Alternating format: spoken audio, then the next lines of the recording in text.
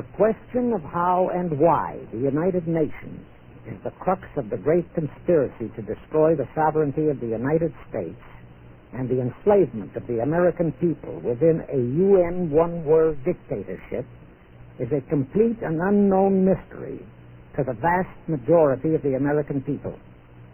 The reason for this unawareness of the frightening danger to our country and to the entire free world is simple. The masterminds behind this great conspiracy have absolute control of all of our mass communications media, especially television, the radio, the press, and Hollywood. We all know that our State Department, the Pentagon, and the White House have brazenly proclaimed that they have the right and the power to manage the news, to tell us not the truth, but what they want us to believe. They have seized that power on orders from their masters of the great conspiracy. And the objective is to brainwash the people into accepting the phony peace bait to transform the United States into an enslaved unit of the United Nations one world government. First of all, bear in mind that the so-called UN police action in Korea, fought by the United States, in which 150,000 of our sons were murdered and maimed, was part of the plot, just as the undeclared by Congress war in Vietnam, in which our sons are dying, is part of the plot, just as the plot against Rhodesia and South Africa, in which our sons will be dying, is part of the UN plot. However, the vitally important thing for all Americans, all you mothers of the boys who died in Korea and are now dying in Vietnam, to know is that our so-called leaders in Washington, whom we elected to safeguard our nation and our Constitution, are the betrayers, and that behind them are a comparatively small group of men whose sole objective is to enslave the whole world of humanity in their satanic plot of one world government. Now, in order to give you a very clear picture of this satanic plot, I will go back to its beginning, clear back in the middle of the 18th century, and name the men who put that plot into action, and then bring you down to the present, today's status of that plot. Now, as a matter of further intelligence, a term used by the FBI, let me clarify the meaning of the expression, "He is a liberal."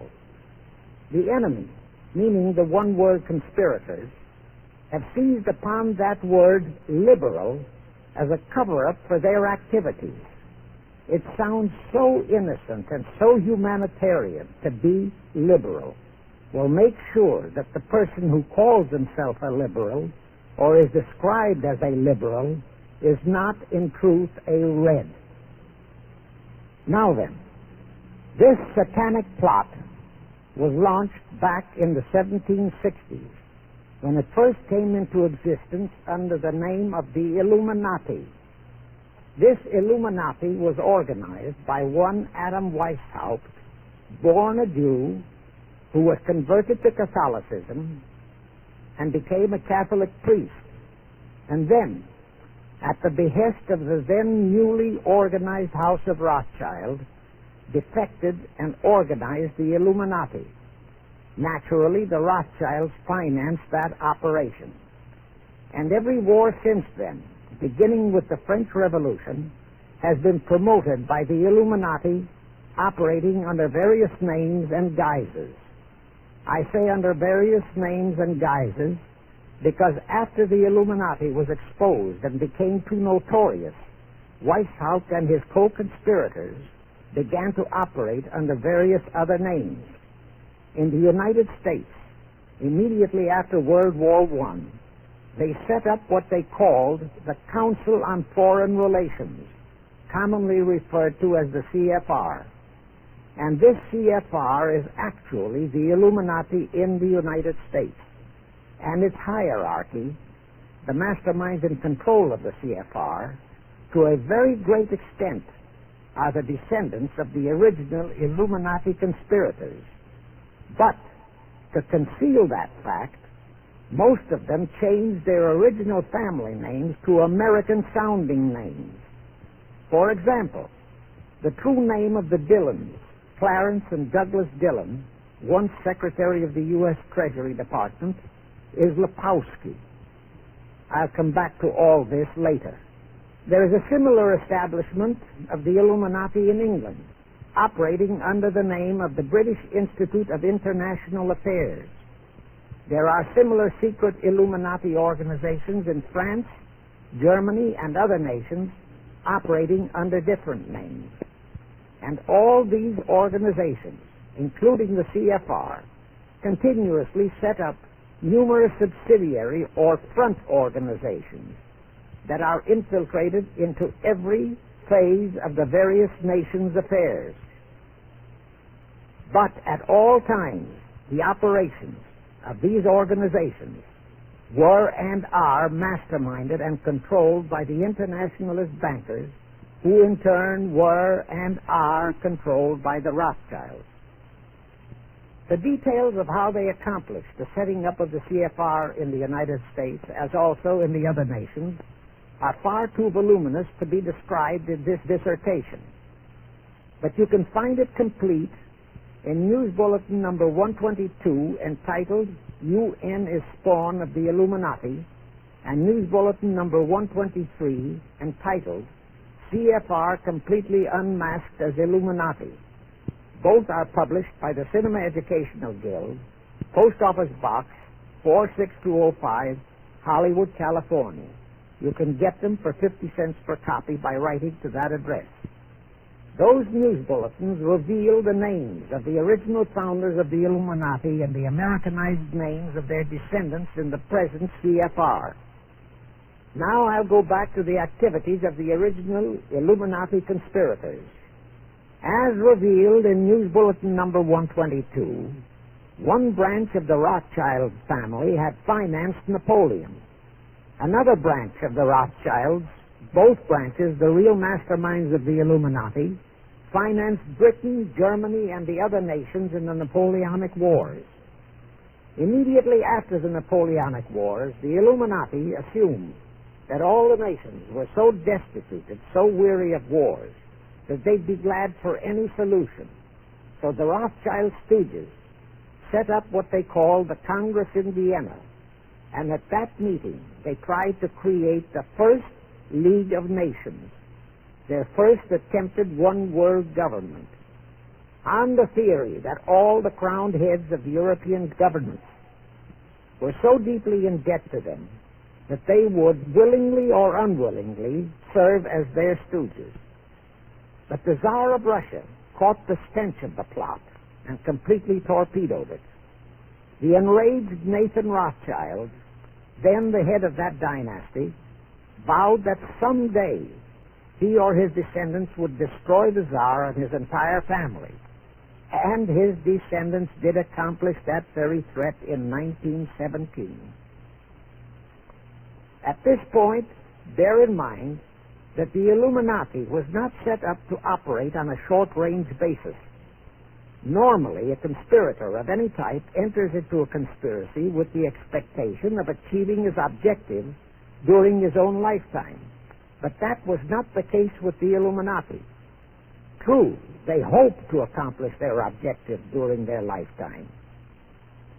But, paraphrasing The Show Must Go On, the Illuminati operates on the very long-range basis.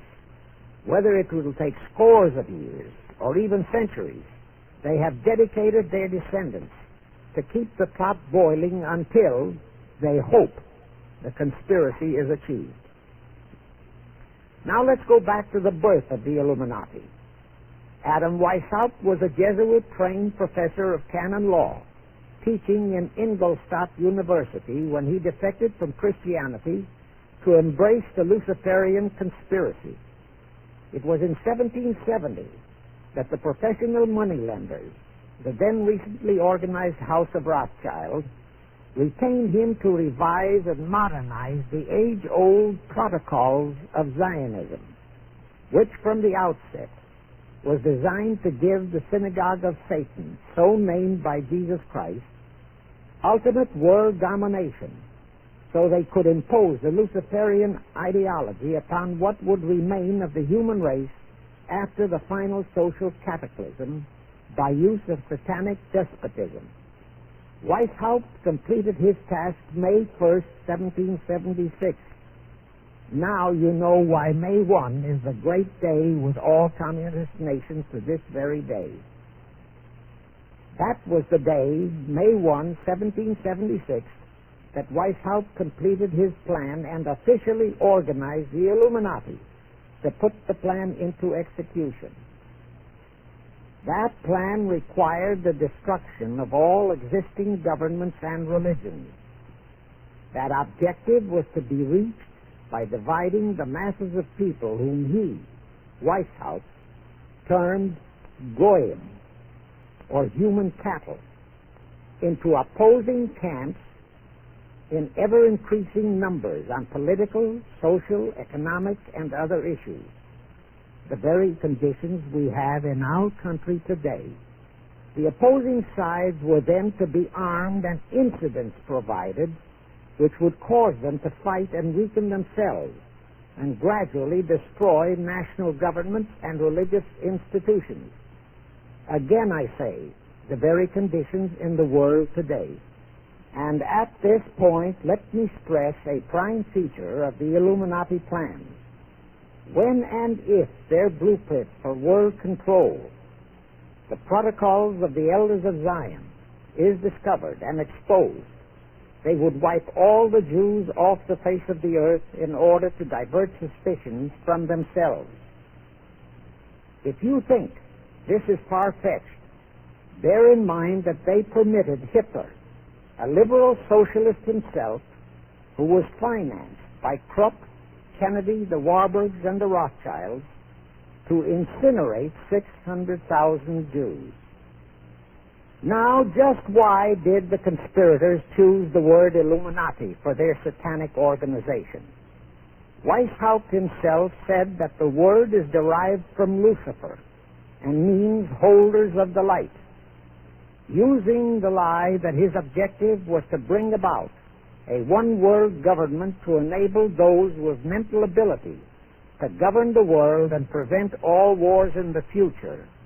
In short, using the word peace on earth as his bait, exactly as that same bait, peace, was used by the 1945 conspirators to foist the United Nations on us.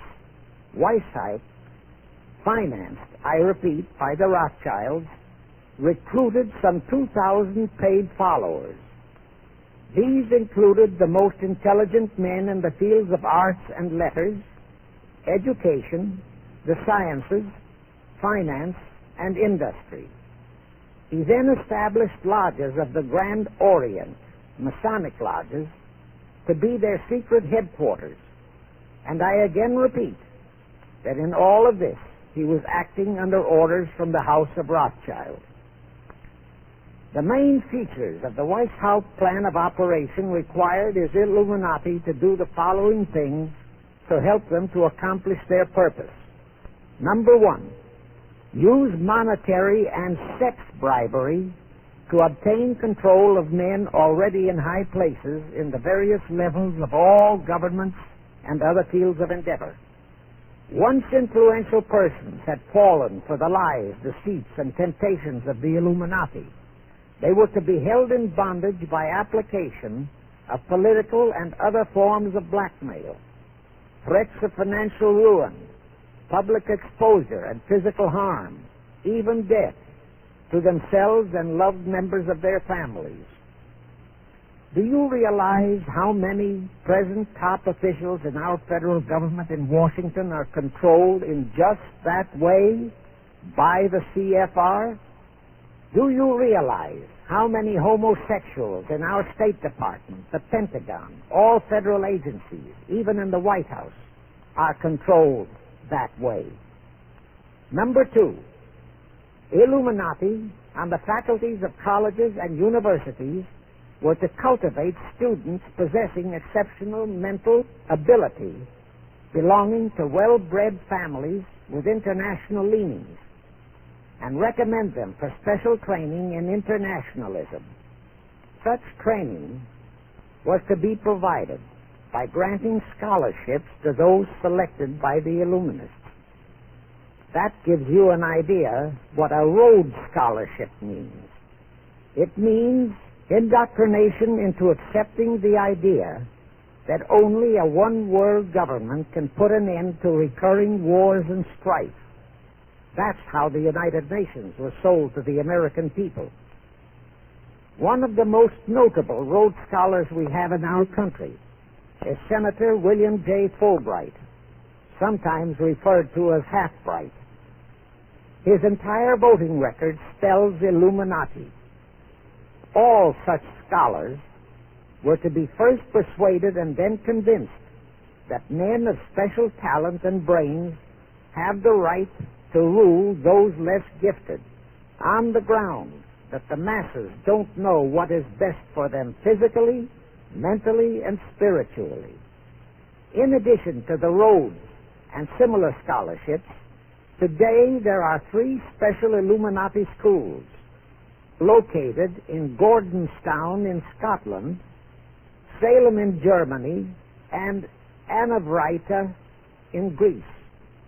These 3 are known ones, but there are others that are kept under cover. Prince Philip, the husband of Britain's Queen Elizabeth, was educated at Gordonstown at the instigation of Lord Louis Mountbatten, his uncle, a Rothschild relative, who became Britain's admiral of the fleet after World War II ended. Number 3, all influential people trapped into coming under the control of the Illuminati, plus the students who had been specially educated and trained, were to be used as agents and placed behind the scenes of all governments as experts and specialists, so they would advise the top executives to adopt policies which would, in the long run, serve the secret plans of the Illuminati one-world conspiracy and bring about the destruction of the governments and religions they were elected or appointed to serve. Do you know how many such men operate in our government at this very time? Rust, McNamara, Hubert Humphrey, Fulbright, Kuchel, and go on and on and on. Number 4, perhaps the most vital directive in White House plan was to obtain absolute control of the press, at that time the only mass communications media, to distribute information to the public, so that all news and information could be slanted, so that the masses could be convinced that a one-world government is the only solution to our many and varied problems. Now do you know who owns and controls our mass communications media? I'll tell you, practically all the movie lots in Hollywood is owned by the Lehmans, Kuhn, Loeb and Company, Goldman Sachs, and other internationalist bankers. All the national radio and TV channels in the nation are owned and controlled by those same internationalist bankers. The same is true of every chain of metropolitan newspapers and magazines, also of the press wire services, such as Associated Press, United Press International, etc. The supposed heads of all those media are merely the fronts for the internationalist bankers, who in turn compose the hierarchy of the C.F.R., today's Illuminati in America. Now can you understand why the Pentagon's press agent Sylvester so brazenly proclaimed that the government has the right to lie to the people? What he really meant was that our C.F.R.-controlled government had the power to lie to and be believed by the brainwashed American people. And let's again go back to the first days of the Illuminati. Because Britain and France were the 2 greatest world powers in the late years of the 18th century, Weishaupt ordered the Illuminati to foment the colonial wars, including our Revolutionary War, to weaken the British Empire and organize the French Revolution to destroy the French Empire. He scheduled the French Revolution to start in 1789. However, in 1784, a true act of God placed the Bavarian government in possession of evidence which proved the existence of the Illuminati, and that evidence could have saved France if they, the French government, hadn't refused to believe it. Here is how that act of God happened. It was in 1874 that Weishaupt issued his orders for the French Revolution.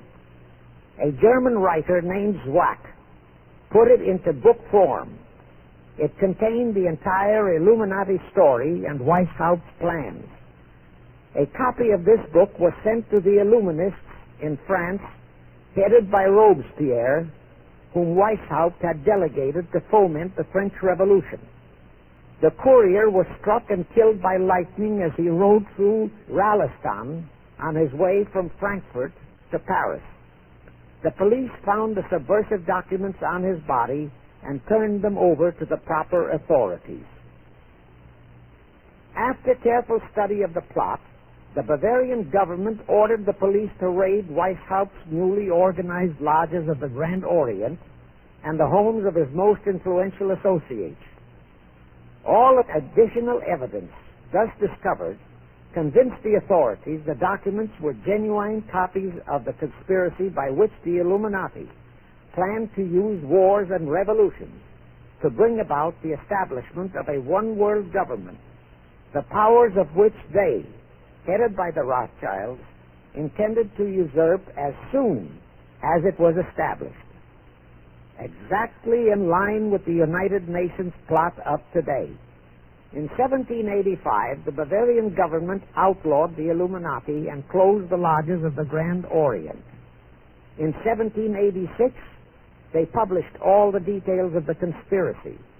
The English title of that publication is The Original Writings of the Order and Sect of the Illuminati. Copies of the entire conspiracy were sent to all the heads of church and state in Europe. But the power of the Illuminati, which was actually the power of the Rothschilds, was so great that this warning was ignored. Nevertheless, Illuminati became a dirty word, and it went underground.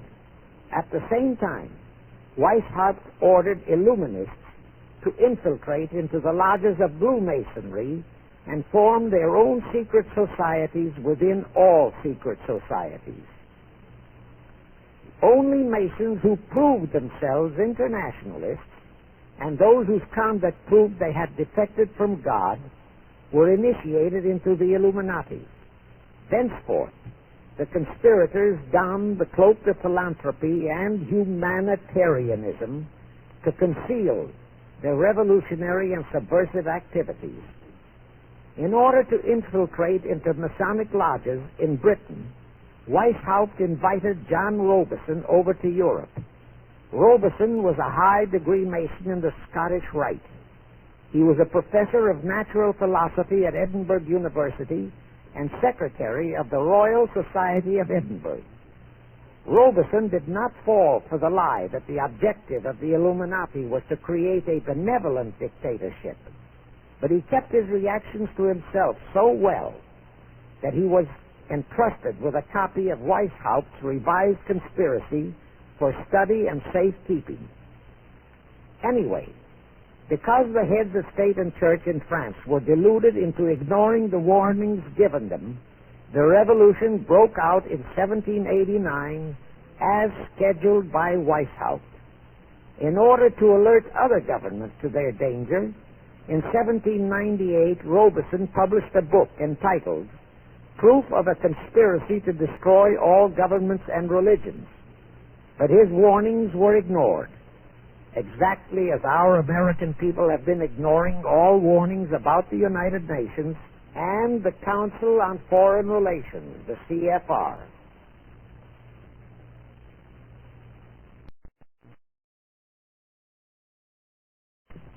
Now, here is something that will stun and very likely outrage many who hear this.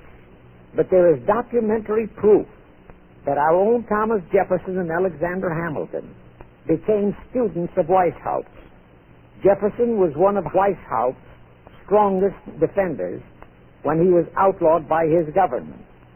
And it was Jefferson who infiltrated the Illuminati into the then newly organized lodges of the Scottish Rite in New England. Here is the proof.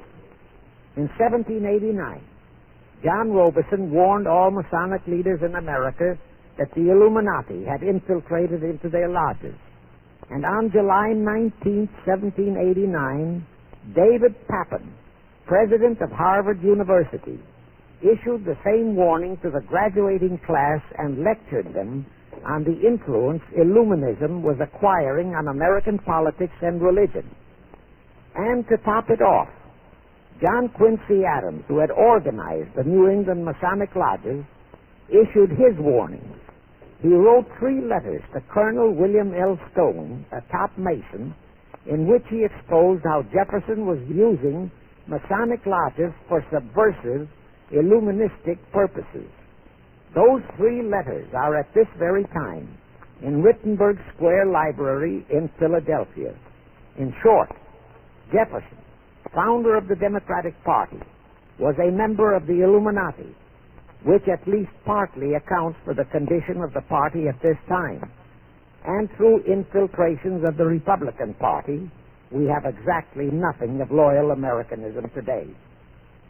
That disastrous rebuff at the Congress of Vienna, created by the Tsar of Russia, did not by any means destroy the Illuminati conspiracy.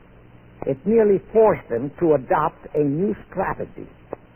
Realizing that the one world idea was, for the moment, killed, the Rothschilds decided that to keep the plot alive, they'd have to do it by heightening their control of the money systems of the European nations. Earlier, by a ruse, the outcome of the Battle of Waterloo had been falsified. Rothschild had spread a story that Napoleon had won that battle. That had precipitated a terrific panic on the stock market in England. All stocks had plummeted down to practically zero, and Nathan Rothschild bought all the stocks for virtually a penny on its dollar values. That gave him complete control of the economy of Britain and virtually of all Europe. So immediately after that Congress in Vienna had boomeranged, Rothschild forced Britain to set up a new Bank of England, which he absolutely controlled. Exactly as later, through Jacob Schiff, he engineered our own Federal Reserve Act, which gave the House of Rothschild a secret control of the economy in the United States. But now for a moment, let's dwell on the activities of the Illuminati in the United States. In 1826, one Captain William Morgan decided it was his duty to inform all Masons and the general public what the full truth was regarding the Illuminati, their secret plans and intended objectives. Also reveal the identities of the masterminds of the conspiracy. The Illuminati promptly tried Morgan in absentia and convicted him of treason. They ordered one Richard Howard, an English Illuminist, to carry out their sentence of execution as a traitor. Morgan was warned and he tried to escape to Canada. But Howard caught up with him near the border, near the Niagara Gorge, to be exact, where he murdered him. This was verified in a sworn statement made in New York by one Avery Allen to the effect that he heard Howard render his report of the execution to a meeting of Knights Templars in St. John's Hall, New York. He also told how arrangements had been made to ship Howard back to England. That Allen affidavit is on record in New York City archives. Very few Masons and very few of the general public know that general disapproval over that incident of murder caused approximately half of all the Masons in the northern jurisdiction of the United States to secede. Copies of the minutes of the meeting held to discuss that matter are still in existence in safe hands. and that all that secrecy emphasizes the power of the masterminds of the Illuminati to prevent such terrible events of history from being taught in our schools. In the early 1850s, the Illuminati held a secret meeting in New York, which was addressed by a British Illuminist named Wright.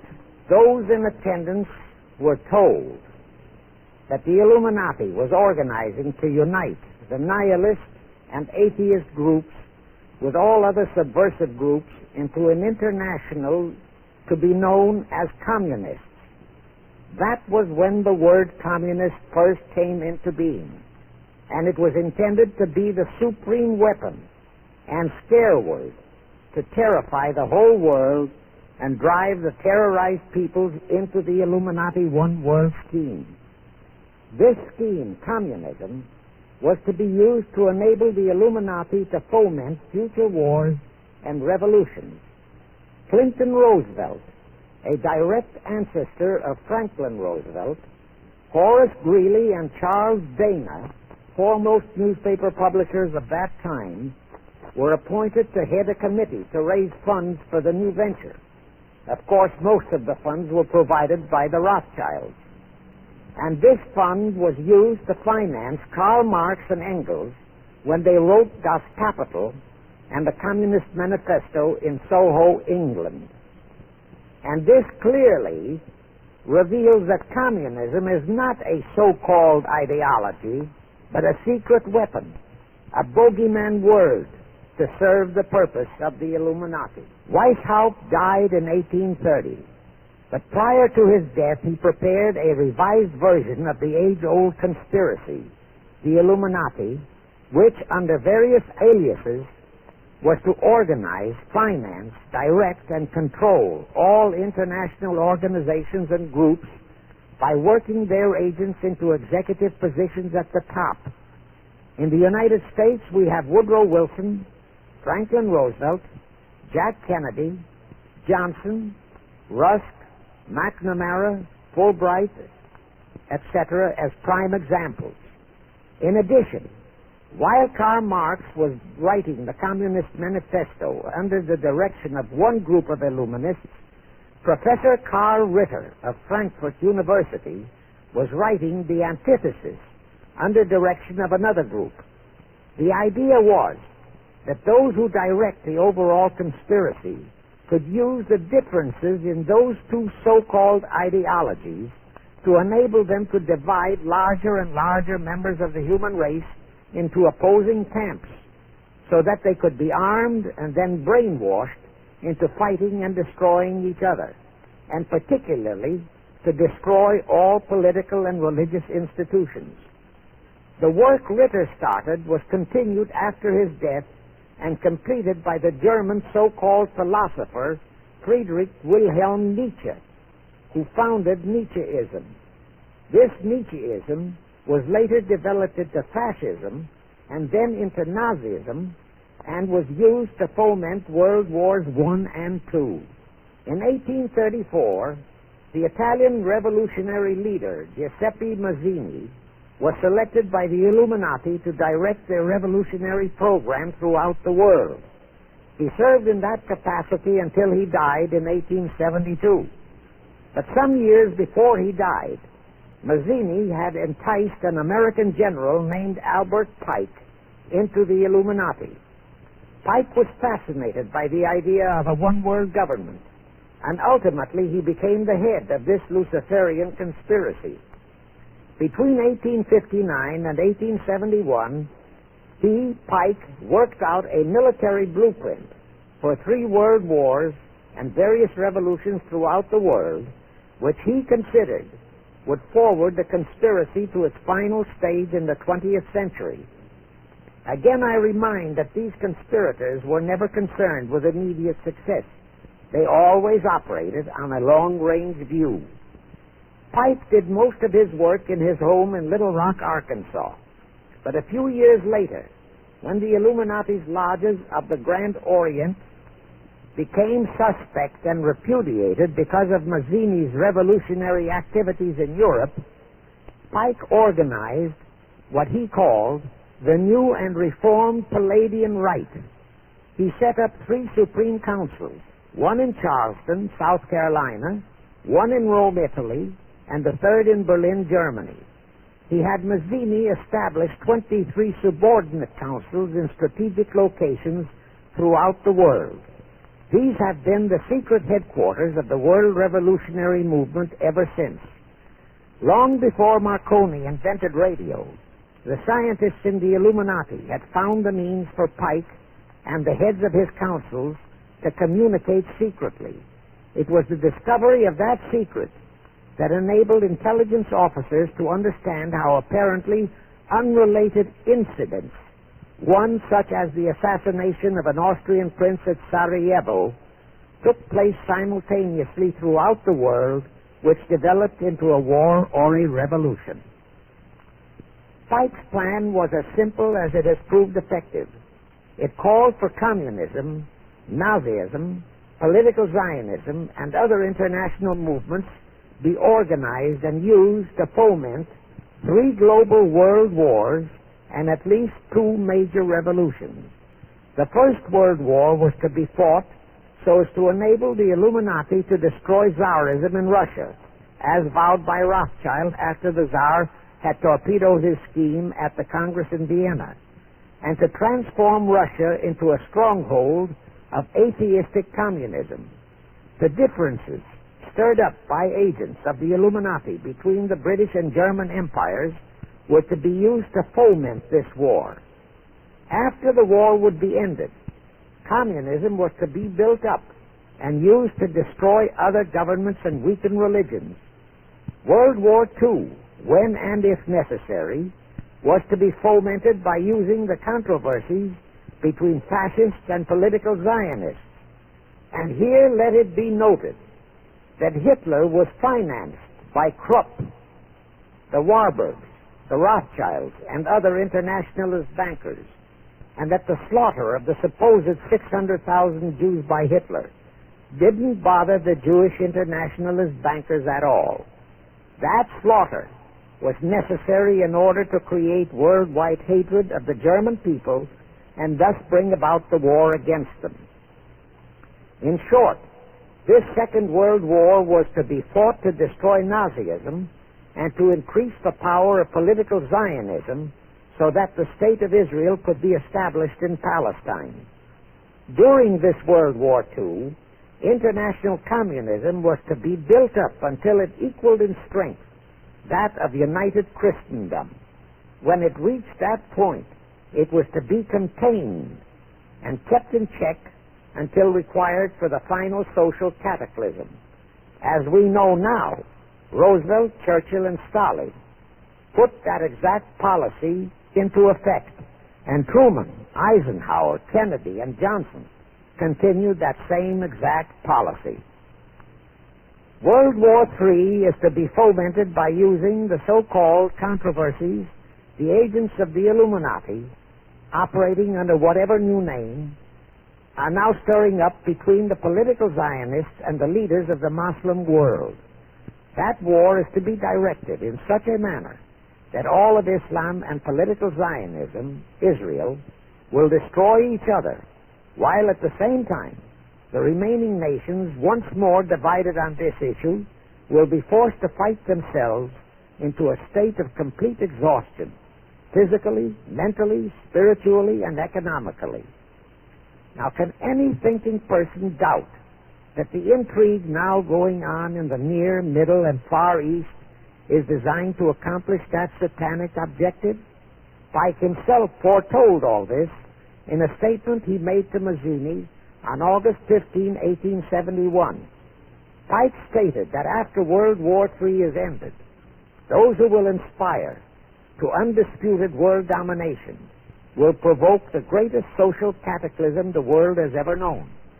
Quoting his own words, taken from the letter he wrote to Mazzini, and which letter is now catalogued in the British Museum in London, England, he said, "We shall unleash the nihilists and the atheists, and we shall provoke a great social cataclysm which in all its horror will show clearly to all nations the effect of absolute atheism, the origin of savagery and of most bloody turmoil.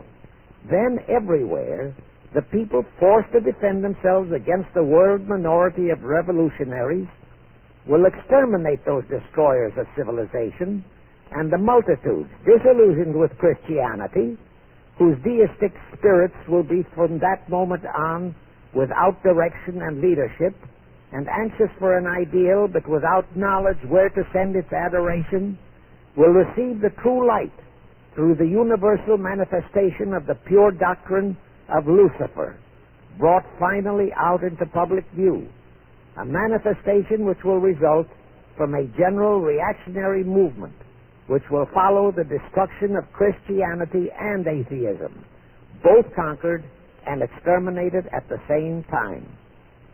When Mazzini died in 1872, Pike made another Italian revolutionary leader named Adrian Lemmy his successor. Lemmy, in turn, was succeeded by Lenin and Trotsky, then by Stalin. The revolutionary activities of all those men were financed by British, French, German, and American international bankers, all of them dominated by the House of Rothschild. We are supposed to believe that the international bankers of today, like the money changers of Christ's day, are only the tools or agents of the great conspiracy, but actually they are the masterminds behind all of it. While the general public has been brainwashed by all the mass communications media into believing that communism is a movement of the so-called workers, the actual fact is that both British and American intelligence officers have authentic documentary evidence that international liberals operating through their international banking houses, particularly the House of Rothschild, have financed both sides in every war and revolution since 1776. Those who today comprise the conspiracy, the C.F.R. in the United States, direct our governments, whom they hold in usury through such methods as the Federal Reserve System in America, to fight wars such as Vietnam, created by the United Nations, so as to further Pike's Illuminati plans to bring the world to that stage of the conspiracy when atheistic communism and the whole of Christianity can be forced into an all-out Third World War within each remaining nation as well as on an international scale.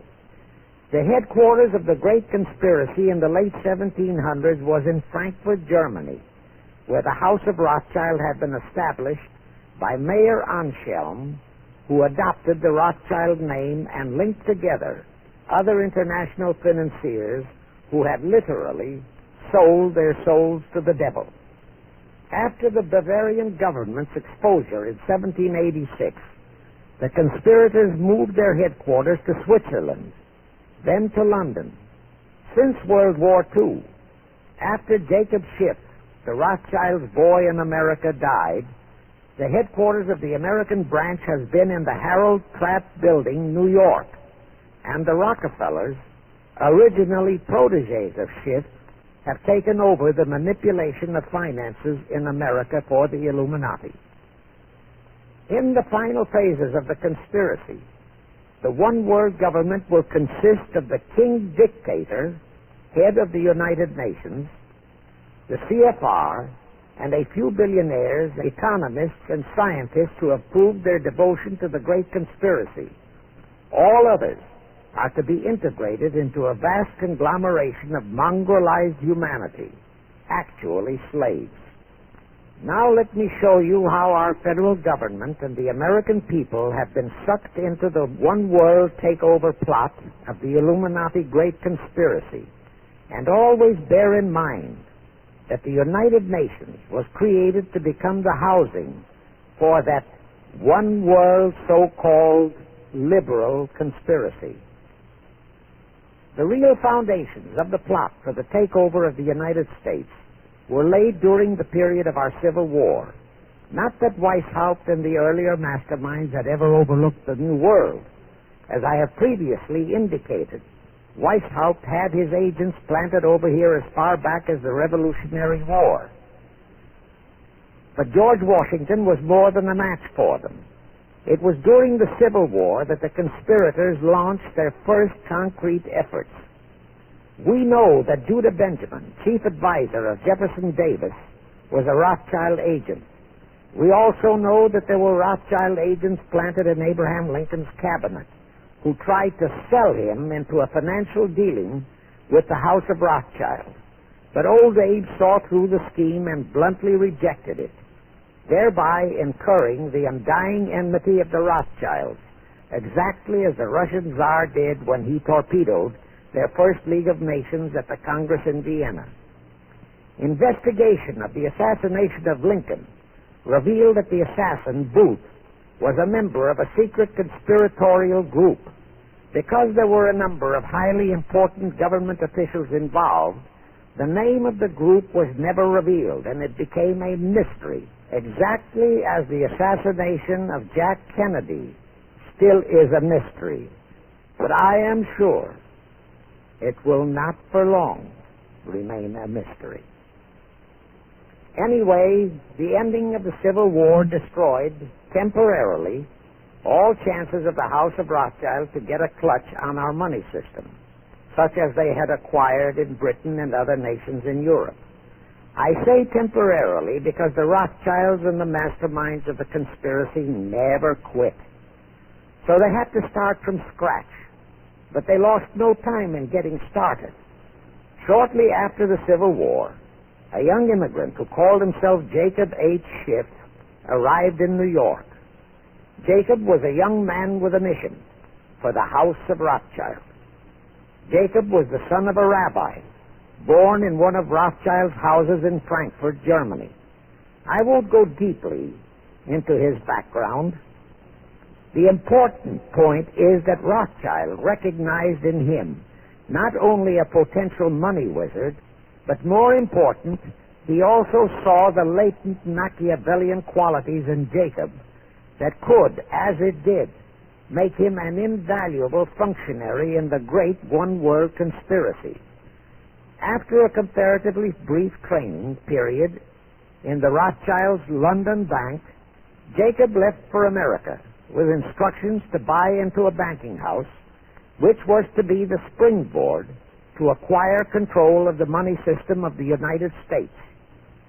Actually, Jacob came here to carry out 4 specific assignments.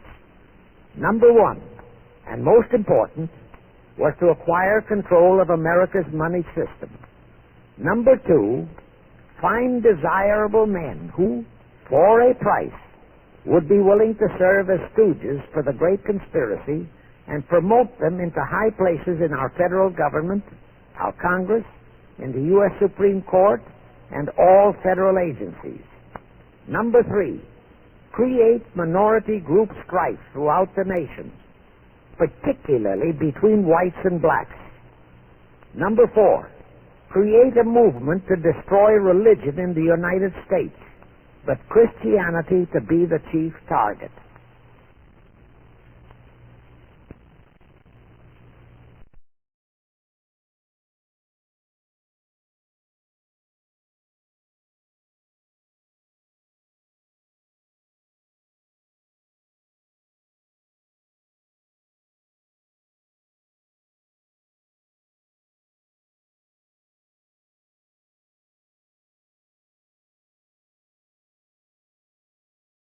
Earlier, I stated that Jacob Schiff came to America with orders by Rothschild to carry out 4 specific directives. The first and most important one was to get control of the United States money system. Let's trace Schiff's step to accomplish that directive. As a first step, he had to buy into a banking house, but it had to be the kind of a house that he could absolutely control and mold for that primary objective of entrapping our U.S. money system. After carefully scouting around, Jacob bought a partnership in a firm that called itself Kuhn and Loeb. Like Schiff, Kuhn and Loeb were immigrants from German Jewish ghettos. They came to the United States in the mid-1840s, Both started their business careers as itinerant pack peddlers. In the early 1850s, they pooled their interests and set up a merchandising store in Lafayette, Indiana, under the firm name of Kuhn and Loeb, servicing the covered wagon settlers on their way west. In the years that followed, they set up similar stores in Cincinnati and St. Louis. Then they added pawnbroking to their merchandising pursuits. From that to money lending was a short and quick step. By the time Schiff arrived on the scene, Kuhn and Loeb was a well-known private banking firm, and this is the firm Jacob bought into. Shortly after he became a partner in Kuhn and Loeb, Schiff married Loeb's daughter, Teresa. Then he bought out Kuhn's interests and moved the firm to New York, and Kuhn and Loeb became Kuhn, Loeb and Company, international bankers, with Jacob Schiff, agent of the Rothschilds, ostensibly the sole owner. And throughout his career, this blend of Judas and Machiavelli, the first hierarch of the Illuminati, great conspiracy in America, posed as a generous philanthropist and a man of great holiness, the cover-up policy set forth by the Illuminati. As I have stated, the first great step of the conspiracy was to be the entrapment of our money system. To achieve that objective, Schiff had to get full cooperation of the then big banker elements in America, and that was easier said than done. Even in those years, Wall Street was the heart of the American money mart, and J.P. Morgan was its dictator. Next in line were the Drexels and the Biddles in Philadelphia. All the other financiers, big and little, danced to the music of those three houses, but particularly to that of Morgan.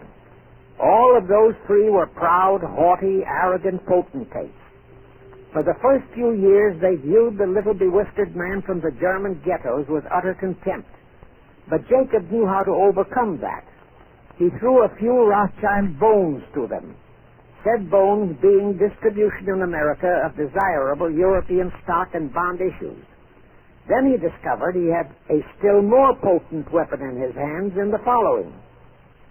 It was in the decades following our Civil War that our industries began to burgeon.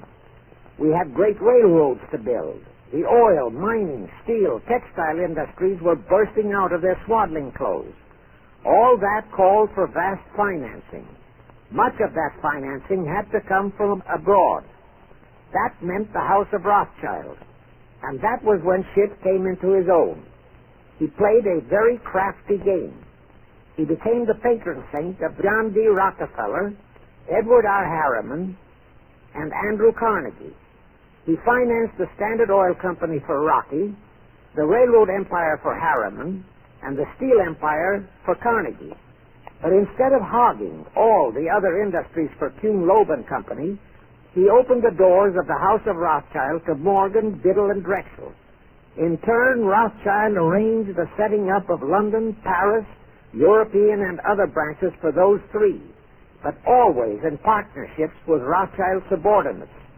And Rothschild made it very clear to all those men that Schiff was to be the boss in New York. Thus, at the turn of the century, Schiff had a tight control of the entire banking fraternity on Wall Street, which by then, with Schiff's help, included Lehman Brothers, Goldman Sachs, and other internationalist banks, headed by men chosen by the Rothschilds. In short, that meant control of the nation's money powers, and he was then ready for the giant step, the entrapment of our national money system.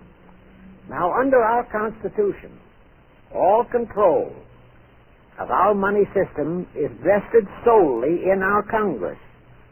Schiff's next important step was to seduce our Congress to betray that constitutional edict by surrendering that control to the hierarchy of the Illuminati's great conspiracy. In order to legalize that surrender and thus make the people powerless to resist it, it would be necessary to have Congress enact special legislation. To accomplish that, Schiff would have to infiltrate stooges into both houses of Congress, stooges powerful enough to railroad Congress into passing such legislation. Equally, or even more important, he would have to plant a stooge in the White House, a president without integrity and without scruples, who would sign that legislation into law. To accomplish that, he had to get control of either the Republican or the Democratic Party. The Democratic Party was the more vulnerable. It was the hungrier of the two parties.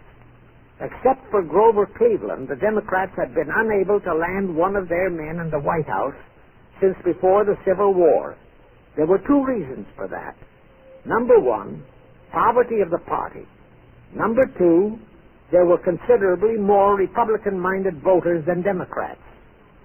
The poverty matter was not a great problem, but the voter problem was a different story. But as I previously said, Schiff was a smart cookie. Here is the atrocious and murderous method he employed to solve that voter problem. His solution emphasizes how very little the Jewish internationalist bankers care about their own racial brethren, as you shall see. Suddenly, around 1890, there broke out a nationwide series of pogroms in Russia. Many, many thousands of innocent Jews, men, women, and children, were slaughtered by the Cossacks and other peasants. Similar pogroms with similar slaughter of innocent Jews broke out in Poland, Romania, and Bulgaria. All those pogroms were fomented by Rothschild agents. As a result, Jewish terrified refugees from all those nations swarmed into the United States.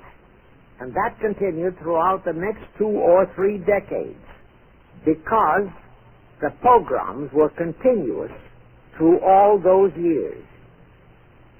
All those refugees were aided by self-styled humanitarian committees set up by Schiff, the Rothschilds, and all the Rothschild affiliates. In the main, the refugees streamed into New York. But the Schiff-Rothschild humanitarian committees found ways to shuffle many of them into other large cities, such as Chicago, Boston, Philadelphia, Detroit, Los Angeles, etc. All of them were quickly transformed into naturalized citizens and educated to register as Democrats. Thus, all of that so-called minority group became solid Democratic voter blocs in their communities, all controlled and maneuvered by their so-called benefactors. And shortly after the turn of the century, they became vital factors in the political life of our nation. That was one of the methods Schiff employed, to plant men like Nelson Aldrich in our Senate and Woodrow Wilson in the White House. At this point, let me remind you of another of the important jobs that was assigned to Schiff when he was dispatched to America. I refer to the job of destroying the unity of the American people by creating minority group and racial strife. By the pogrom-driven Jewish refugees into America, Schiff was creating one ready-made minority group for that purpose. But the Jewish people, as a whole, made fearful by the pogroms, could not be depended upon to create the violence necessary to destroy the unity of the American people. But right within America, there was an already made-to-order, although as yet a sleeping minority group, the Negroes, who could be sparked into so-called demonstrations, rioting, looting, murder, and every other type of lawlessness. All that was necessary was to incite and arouse them. Together, those two minority groups, properly maneuvered, could be used to create exactly the kind of strife in America the Illuminati would need to accomplish their objective. Thus, at the same time that Schiff and his co-conspirators were laying their plans for the entrapment of our money system, they were also perfecting plans to hit the unsuspecting American people with an explosive and terrifying racial upheaval that would tear the people into hate fractions and create chaos throughout the nation, especially on all college and university campuses, all protected by Earl Warren decisions and our so-called leaders in Washington. Of course, perfecting those plans required time and infinitely patient organizing. Now, to remove all doubts, I'll take a few moments to give you documentary proof of this racial strife plot. First of all, they had to create leaderships and organizations to draw in millions of dupes, both Jewish and Negroes, who would do the demonstrating and commit the rioting, looting, and lawlessness. So in 1909, Schiff, the Layman's, and other conspirators organized and set up the National Association for the Advancement of the Colored People, known as the NAACP. The presidents, directors, and legal counsels of the NAACP were always white men, Jews appointed by Schiff. And this is the case to this very day.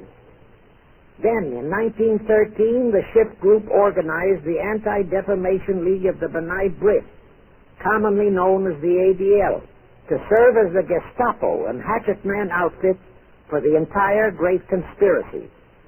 Today, this sinister ADL maintains over 2,000 agencies in all parts of the country, and they advise and completely control every action of the NAACP, CORE, of the Urban League, of all the other so-called Negro civil rights organizations throughout the nation, including such leaders as Martin Lucifer King, Stokely Carmichael, Bayard Rustin, and others of that ilk. In addition, the ADL acquired absolute control of the advertising budgets of many department stores, hotel chains, and TV and radio industrialist sponsors, also advertising agencies, in order to control practically all the mass communications media and force every loyal newspaper to slant and falsify the news, and to further incite and at the same time create sympathy for the lawlessness and violence of the Negro mobs. Here is documentary proof of the beginning of their deliberate plot to foment the Negroes into all their lawlessness. Around 1910, one Israel Zangwill wrote a play entitled The Melting Pot. It was sheer propaganda to incite the Negroes and Jews, because the play purportedly visualized how the American people were discriminating against and persecuting Jews and Negroes. At that time, nobody seemed to realize that it was a propaganda play. It was that cleverly written. The propaganda was well wrapped up in the truly great entertainment in the play, and it was a big Broadway hit. Now, in those years, the legendary Diamond Jim Brady used to throw a banquet at the famous Delmonico restaurant in New York after the opening performance of a popular play. He threw such a party for the cast of The Melting Pot, its author, producer, and chosen Broadway celebrities. By then, I'd already made a personal mark on the Broadway theater and was invited to that party. There I met George Bernard Shaw and a Jewish writer named Israel Cohen. Zangwill, Shaw, and Cohen were the triumvirate who created the Fabian Society in England and had worked closely with a Frankfurt Jew named Mordecai, who had changed his name to Karl Marx. But remember, at that time, both Marxism and communism were just emerging, and nobody paid much attention to either, and nobody suspected the propaganda in the writings of those three really brilliant writers. At that banquet, Israel Cohen told me he was then engaged in writing a book which was to be a follow-up on Zangwill's The Melting Pot. The title of his book was to be A Racial Program for the 20th Century. At that time, I was completely absorbed by my work as a playwright, and significant as that title was, its real objective never dawned on me, nor was I interested in reading the book. But it suddenly hit me with the force of a hydrogen bomb when I received a newspaper clipping of an item published by the Washington, D.C. Evening Star in May 1957. That item was a verbatim reprint of the following excerpt in Israel Cohen's book, A Racial Program for the 20th Century, and it reads as I quote, "We must realize that our party's most powerful weapon is racial tension. By propounding into the consciousness of the dark races that for centuries they have been oppressed by the whites, we can mold them to the program of the Communist Party. In America, we will aim for subtle victory. While inflaming the Negro minority against the whites, we will instill in the whites a guilt complex for their exploitation of the Negroes. We will aid the Negroes to rise to prominence in every walk of life, in the professions and in the world of sports and entertainment. With this prestige, the Negro will be able to intermarry with the whites and begin a process which will deliver America to our cause. That same excerpt was entered into the congressional record of June 7, 1957 by Representative Thomas G. Abernathy. Thus the authenticity of that passage in Cohen's book was fully established. But the one question that remained in my mind was whether it represented the official policy or plot of the Communist Party or just a personal expression of Cohen himself. Hence I sought more proof, and I found it. In an official pamphlet published in 1935 by the New York Communist Party's official Workers' Library Publishers. That pamphlet was entitled, "The Negroes in a Soviet America." It urged the Negroes to rise up, form a Soviet state in the South, and apply for admission to the Soviet Union. It contained a firm pledge that the revolt would be supported by all American Reds and all so-called liberals. On page 38, it promised that a Soviet government would confer greater benefits to Negroes than to whites. And again, this official communist pamphlet pledged that, I quote, "Any act of discrimination or prejudice against a Negro will become a crime under the revolutionary law," unquote. That statement proved that the excerpt in Israel Cohen's book, published in 1913, was an official edict of the Communist Party and directly in line with the Illuminati blueprint for world revolution issued by Weishaupt and later by Albert Pike. Now there's only one question, and that is to prove that the communist regime is directly controlled by the American Jacob Schiff and London Rothschild masterminds of the Great Conspiracy.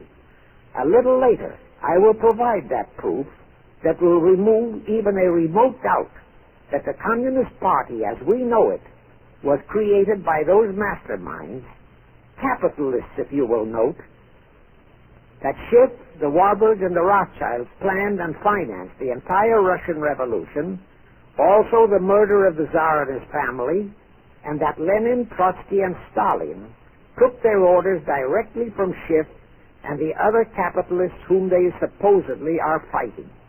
Now can you see why the vile Earl Warren and his equally vile co-Supreme Court justices issued that infamous and treasonous desegregation decision in 1954?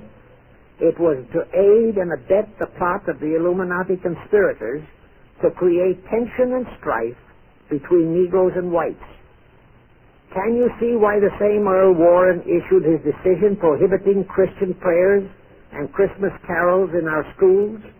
It was done to destroy Christianity.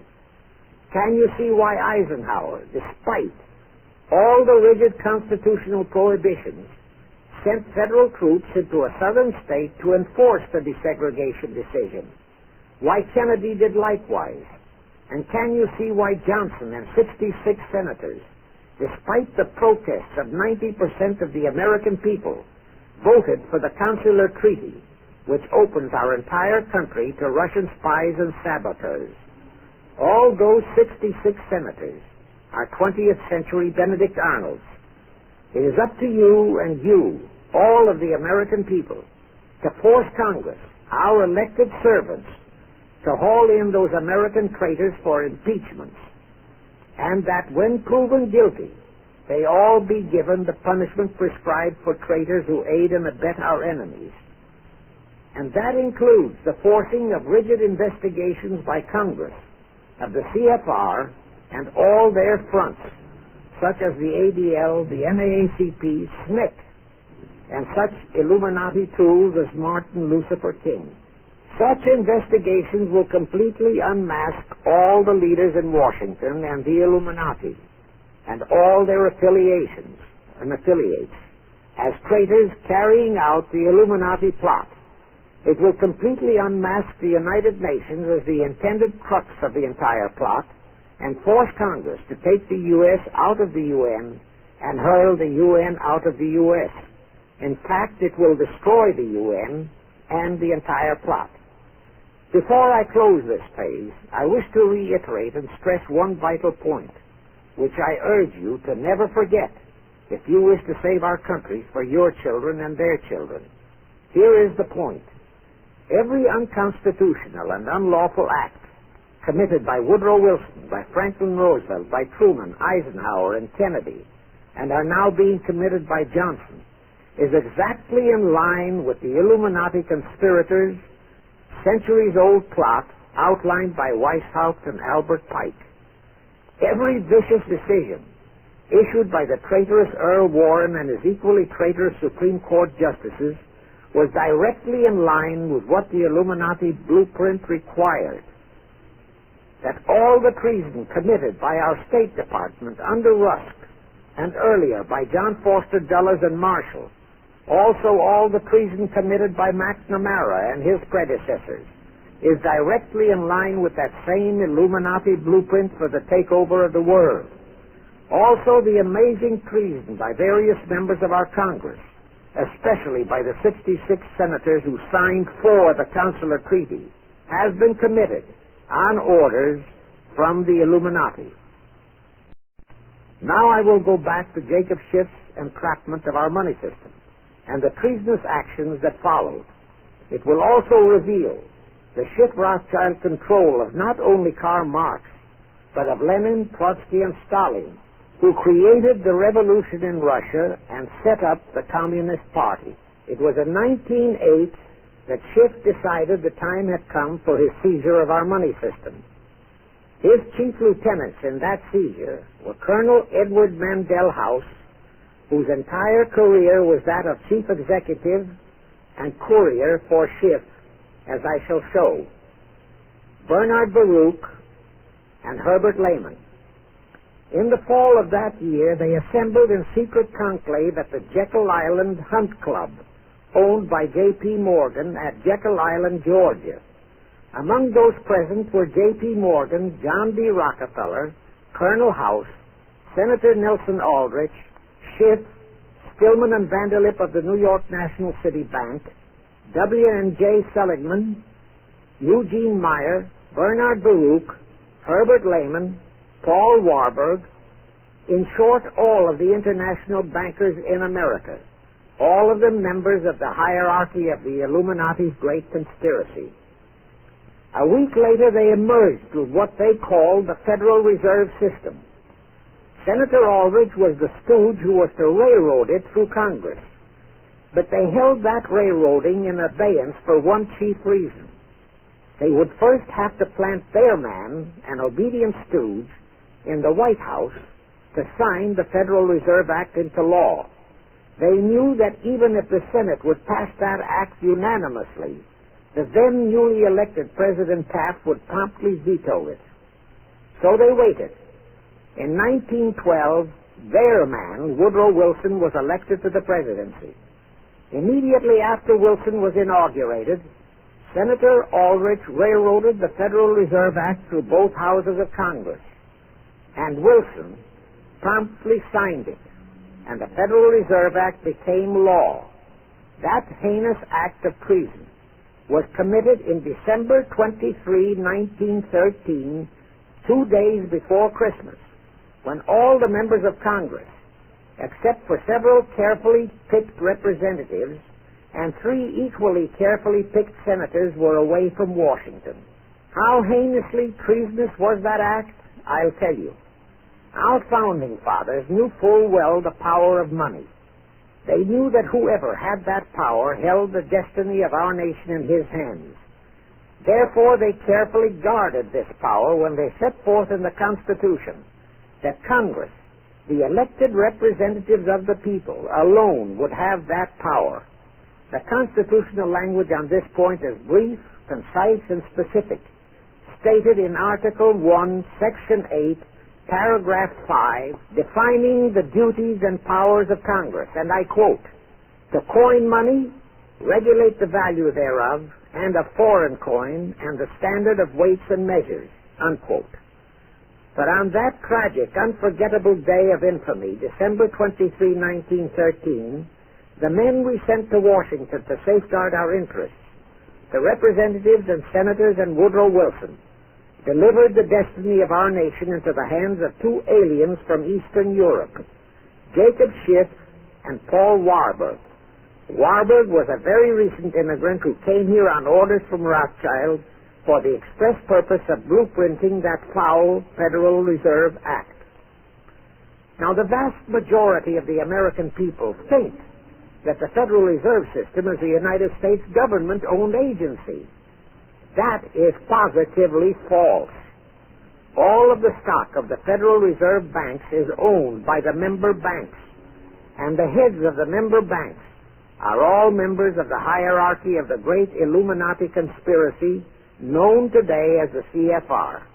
The details of that act of treason in which many traitorous so-called Americans participated are far too long for this recording, but all those details are available in a book entitled The Federal Reserve Conspiracy, written by Eustace Mullins. In that book, Mullins tells the entire horrifying story and backs it up with unquestionable documentations. Aside from it being a truly fascinating and shocking story of that great betrayal, every American should read it as a matter of vital intelligence for the time when the whole American people will finally come awake and smash the entire conspiracy. And with God's help, that awakening will surely come. You can get a copy of that book from the publishers, the Christian Educational Association, 530 Chestnut Street, Union, New Jersey. Now, if you think that those aliens and their by accident of birth American co-conspirators would be content with just the control of our money system, you're in for another very sad shock. The Federal Reserve System gave the conspirators complete control of our money system, but it in no way touched the earnings of the people, because the Constitution positively forbids what is now known as the 20% withholding tax. But the Illuminati blueprint for one-world enslavement called for the confiscation of all private property and control of individual earning powers. This, and Karl Marx stressed that feature in his blueprint, had to be accomplished by a progressive graduated income tax. As I stated, such a tax could not lawfully be imposed upon the American people. It is succinctly and expressly forbidden by our Constitution. Thus, only an amendment to the Constitution could give the federal government such confiscatory powers. Well, that too was not an insurmountable problem for our Machiavellian plotters. The same elected leaders in both houses of Congress and the same Mr. Woodrow Wilson, who signed the infamous Federal Reserve Act into law, amended the Constitution to make the federal income tax, known as the 16th Amendment, a law of the land. Both are illegal under our Constitution. In short, the same traitors signed both betrayals, the Federal Reserve Act and the 16th Amendment, into law.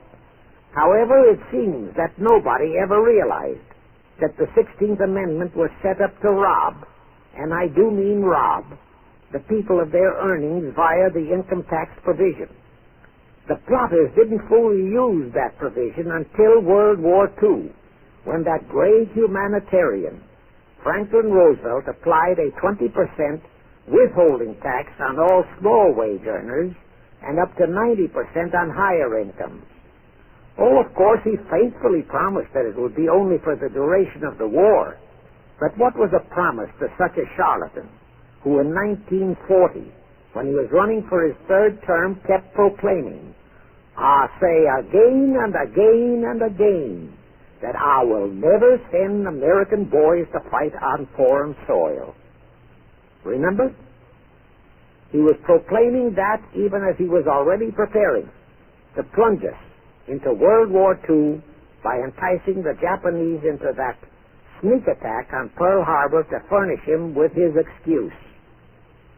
And before I forget, let me remind you that another charlatan named Woodrow Wilson used exactly that same campaign slogan in 1916. His slogan was, "Re-elect the man who will keep your sons out of the war."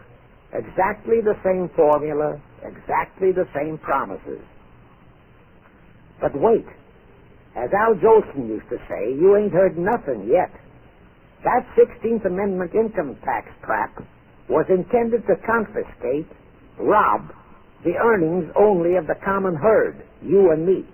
It was not intended to even touch the huge incomes of the Illuminati gang, the Rockefellers, the Carnegies, the Lehmans, and all the other conspirators. So together with that 16th Amendment, they created what they called the tax-free foundations. That would enable the conspirators to transform their huge wealth into such so-called foundations and avoid payment of virtually all income taxes. The excuse for it was that the earnings of those tax-free foundations would be devoted to humanitarian philanthropy. So we now have the several Rockefeller Foundations, the Carnegie Endowment Fund, the Ford Foundation, the Mellon Foundation, and hundreds of similar tax-free foundations. And what kind of philanthropy do these foundations support? Well, they finance all the civil rights groups that are creating all the chaos and rioting all over the country. They finance the Martin Luther Kings. The Ford Foundation finances the Center for the Study of Democratic Institutions in Santa Barbara, commonly referred to as Moscow West, and which is headed by Wonderboy Hutchins, Walter Reuther, Irwin Canham, and others of that ilk. In short, the tax-free foundations finance those who are doing the job for the Illuminati Great Conspiracy. And what are the hundreds of billions of dollars they confiscate every year from the earnings of the common herd, you and me, used for? Well, for one thing, there's the foreign aid gimmick, which gave billions to Communist Tito, plus gifts of hundreds of jet planes, many of which were turned over to Castro, plus the cost of training communist pilots so that they can the better shoot down our planes, billions to Red Poland, billions to India, billions to Sukarno, billions to other enemies of the United States. That's what that treasonously railroaded 16th Amendment has done to our nation, to the American people, to you and to me, to your children and their children. Our C.F.R. Illuminati-controlled federal government can grant tax-free status to all foundations and pro-red one-word outfits, such as the Fund for the Republic. But if you, or a patriotic pro-organization, is too outspokenly pro-American, they can terrify and intimidate you by finding a misplaced comma in your income tax report and by threatening you with penalties, fines, and even prison. Future historians will wonder how the American people could have been so naive and stupid as to have permitted such audaciously brazen acts of treason as the Federal Reserve Act and the 16th Amendment. Well, they were not naive and they were not stupid. The answer is they trusted the men they elected to safeguard our country and our people. And they just didn't have even an inkling about either betrayal until after each one had been accomplished. It was the Illuminati-controlled mass communications media that kept and is keeping our people naive and stupid and unaware of the treason being committed. Now the great question is, when will the people wake up and do to our traitors of today what George Washington and our founding fathers would have done to Benedict Arnold? Actually, Benedict Arnold was a petty traitor compared to our present traitors in Washington. Now let's go back to the events that followed the rape of our Constitution by the passage of the Federal Reserve Act of the 16th Amendment. With Wilson completely under their control, the masterminds of the Great Conspiracy put in motion their next and what they hoped would be their final steps to achieve their one-world government. The first of those steps was to be World War I. Why war? Simple. The only excuse for a one-world government is that it will supposedly ensure peace.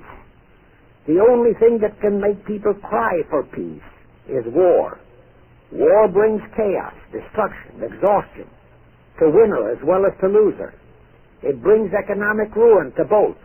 Most important, it destroys the flower of the young manhood of both.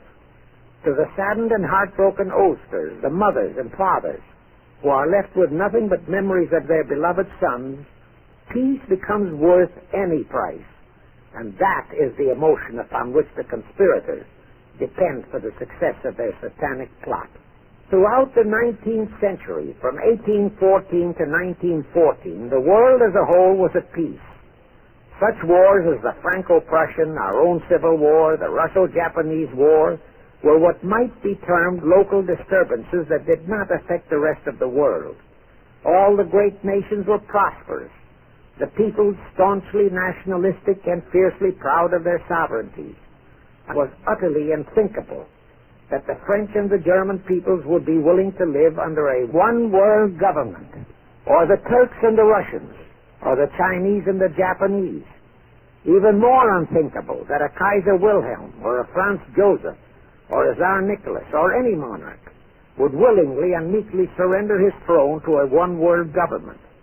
But bear in mind that the peoples in all nations are the real power, and only one thing, war, could make the peoples yearn and clamor for a peace-ensuring one-world government. But it would have to be a frightful and horribly devastating war. It could not be just a local disturbing war between just two nations. It would have to be a world war. No major nation must be left untouched by the horrors and devastation of such a war. The cry for peace must be made universal. Actually, that was the format set by the Illuminati and Nathan Rothschild at the turn of the 19th century. They first maneuvered all of Europe into the Napoleonic Wars. Then the Congress in Vienna, which they, and particularly Rothschild, planned to transform into a League of Nations, which was to have been the housing for their one-world government, exactly as the present United Nations was set up to be the housing for the forthcoming, God forbid, one-world government. Anyway, that was the format the House of Rothschild and Jacob Schiff decided to employ to achieve their objective in 1914. Of course, they knew that that same format had failed in 1814, but they theorized that was only because the Tsar of Russia had torpedoed that scheme. Well, the present 1914 conspirators would eliminate that 1814 fly in the ointment. They'd make sure that after the New World War, they were conspiring, there'd be no Tsar of Russia around to throw monkey wrenches into the machinery. I won't go into how they accomplished this first step to launch a world war. History records that World War I was precipitated by a trivial incident, the kind of incident both Weishaupt and Albert Pike had incorporated in their blueprints. That incident was the assassination of an Austrian archduke, arranged by the Illuminati masterminds. The war followed. It involved Germany, Austria-Hungary, and their allies, so-called the Axis powers, against France, Britain, and Russia, called the Allies. Only the United States was not involved during the first 2 years. By 1917, the conspirators had achieved their primary objective. All of Europe was in a state of destitution. All the peoples were war-weary and crying for peace. And the outcome, too, was all set. It was to come as soon as the United States would be hurled in on the side of the Allies. And that was all set to happen immediately after Wilson's re-election. After that, there could be only one outcome: complete victory for the Allies. To fully confirm my statement that long before 1917, the conspiracy, headed in America by Jacob Schiff, had it all set to hurl the United States into that war, I will cite the proof. When Wilson was campaigning for re-election in 1916, his chief appeal was, "Re-elect the man who will keep your sons out of the war." But during that same campaign, the Republican Party publicly charged that Wilson had long committed himself to throw us into the war. They charged that if he would be defeated, he would accomplish that act during his few remaining months in office. But if re-elected, he would hold off until after re-election. But at that time, the American people looked upon Wilson as a God-man. Well, Wilson was re-elected, and as per the schedule of the conspirators, he hurled us into the war in 1917. He used the sinking of the Lusitania as an excuse, a sinking which also was prearranged. Roosevelt, also a God-man in the eyes of the American people, followed the same technique in 1941 when he used the prearranged Pearl Harbor attack as his excuse for hurling us into World War II. Now, exactly as the conspirators planned, victory for the Allies would eliminate all the monarchs of the defeated nations and leave all their peoples leaderless, confused, bewildered, and perfectly conditioned for the one-world government the great conspiracy intended would follow. But there still would be an obstacle, the same obstacle that had balked the Illuminati and Rothschild at that Congress in Vienna peace gathering after the Napoleonic Wars. Russia would be on the winning side this time, as it was in 1814. Therefore, the Tsar would be securely on his throne. Here it is pertinent to note that Russia, under the Tsarist regime, had been the one country in which the Illuminati had never made any headway, nor had the Rothschilds ever been able to infiltrate their banking interests. Thus, a winning Tsar would be more difficult than ever to cope with. Even if he could be enticed into a so-called League of Nations, it was a foregone conclusion that he would never, but never go for a one-world government. So even before the outbreak of World War I, the conspirators had a plan in the making to carry out Nathan Rothschild's vow of 1814, to destroy the Tsar and also murder all possible royal heirs to the throne. And it would have to be done before the close of the war, and the Russian Bolsheviki were to be their instruments in this particular plot. From the turn of the century, the chiefs of the Bolsheviki were Nikolai Lenin, Leon Trotsky, and later Joseph Stalin. Of course, those were not their true family names. Prior to the outbreak of the war, Lenin headquartered in Paris. After the outbreak, Switzerland became his haven. Trotsky's headquarters were on the Lower East Side in New York, largely the habitat of Russian Jewish refugees. Both Lenin and Trotsky were similarly bewhiskered and unkempt. In those days, that was the badge of Bolshevism. Both lived well, yet neither had a regular occupation.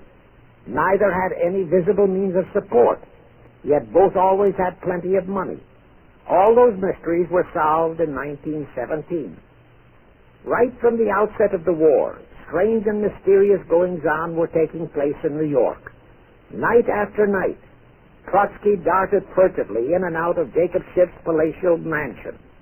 And in the dead of those same nights, there were gatherings of hoodlums of New York's Lower East Side, all of them Russian refugees, at Trotsky's headquarters, and all were going through some mysterious sort of training process. But it was all shrouded in mystery. Nobody talked, although it did leak out that Schiff was financing all of Trotsky's activities. Then suddenly Trotsky vanished. So did approximately 300 of his trained hoodlums. Actually, they were on the high seas in a Schiff-chartered ship, bound for a rendezvous with Lenin and his gang in Switzerland. And on that ship was $20 million in gold. The $20 million Schiff provided to finance the Bolsheviki takeover of Russia. In anticipation of Trotsky's arrival, Lenin prepared to throw a party in his Switzerland hideaway. Men of the very highest places in the world were to be guests at that party. Among them were the mysterious Colonel Edward Mandel House, Woodrow Wilson's mentor and palsy Walsey, and more important, Schiff's special and confidential messenger. Another of the expectant guests was Warburg of the Warburg banking clan in Germany, who were financing the Kaiser, and whom the Kaiser had rewarded by making him chief of the secret police of Germany. In addition, there were the Rothschilds of London and Paris, also Litvinov, Kaganovich, Stalin, who was then head of a train and bank-robbing gang of bandits, He was known as the Jesse James of the Urals. And here I must remind that England and France were then long in war with Germany, and that on February 3, 1917, Wilson had broken off all diplomatic relations with Germany. Therefore, Warburg, Colonel House, the Rothschild, and all those others were enemies. But of course, Switzerland was neutral ground where enemies could meet and be friends, especially if they had some scheme in common. That Lenin party was very nearly wrecked by an unforeseen incident. The Schiff-chartered ship on its way to Switzerland was intercepted and taken into custody by a British warship. But Schiff quickly rushed orders to Wilson to order the British to release the ship intact with the Trotsky hoodlums and the gold. Wilson obeyed. He warned the British that if they refused to release the ship, the United States would not enter the war in April as he had faithfully promised a year earlier. The British heeded the warning. Trotsky arrived in Switzerland, and the Lenin party went off as scheduled. But they still faced what ordinarily would have been the insurmountable obstacle of getting the Lenin-Trotsky band of terrorists across the border into Russia. Well, that's where Brother Warburg, chief of the German secret police, came in. He loaded all those thugs into sealed freight cars and made all the necessary arrangements for their secret entry into Russia. The rest is history. The revolution in Russia took place, and all members of the royal Romanov family were murdered. Now, my chief objective is to establish beyond even a remote doubt that communism, so-called, is an integral part of the Illuminati's great conspiracy for the enslavement of the entire world. That communism, so-called, is merely their weapon and bogeyman word to terrify the peoples of the whole world, and that the conquest of Russia and the creation of communism was in great part organized by Schiff and the other international bankers right in our own city of New York. A fantastic story? Yes. Some might even refuse to believe it. Well, for the benefit of any doubting Thomas, I will prove it by reminding that just a few years ago, Charlie Knickerbocker, a Hearst newspaper columnist, published an interview with John Schiff, grandson of Jacob, in which young Schiff confirmed the entire story and named the figure old Jacob contributed, $20 million.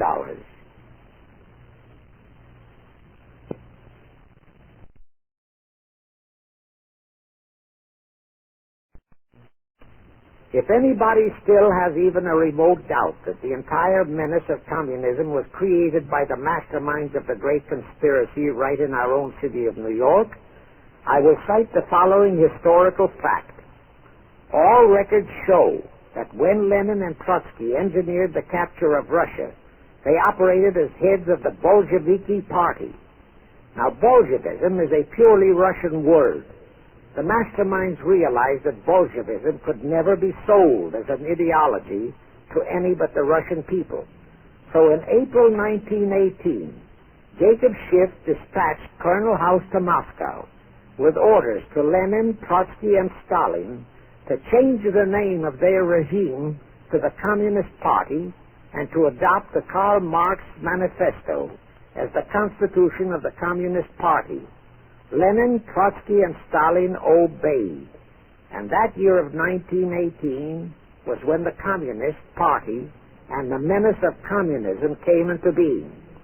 All this is confirmed in Webster's Collegiate Dictionary, 5th edition. In short, communism was created by the capitalists. Thus, until November 11, 1918, the entire fiendish plan of the conspirators worked perfectly. All the great nations, including the United States, were war-weary, devastated, mourning their dead. Peace was the great universal desire.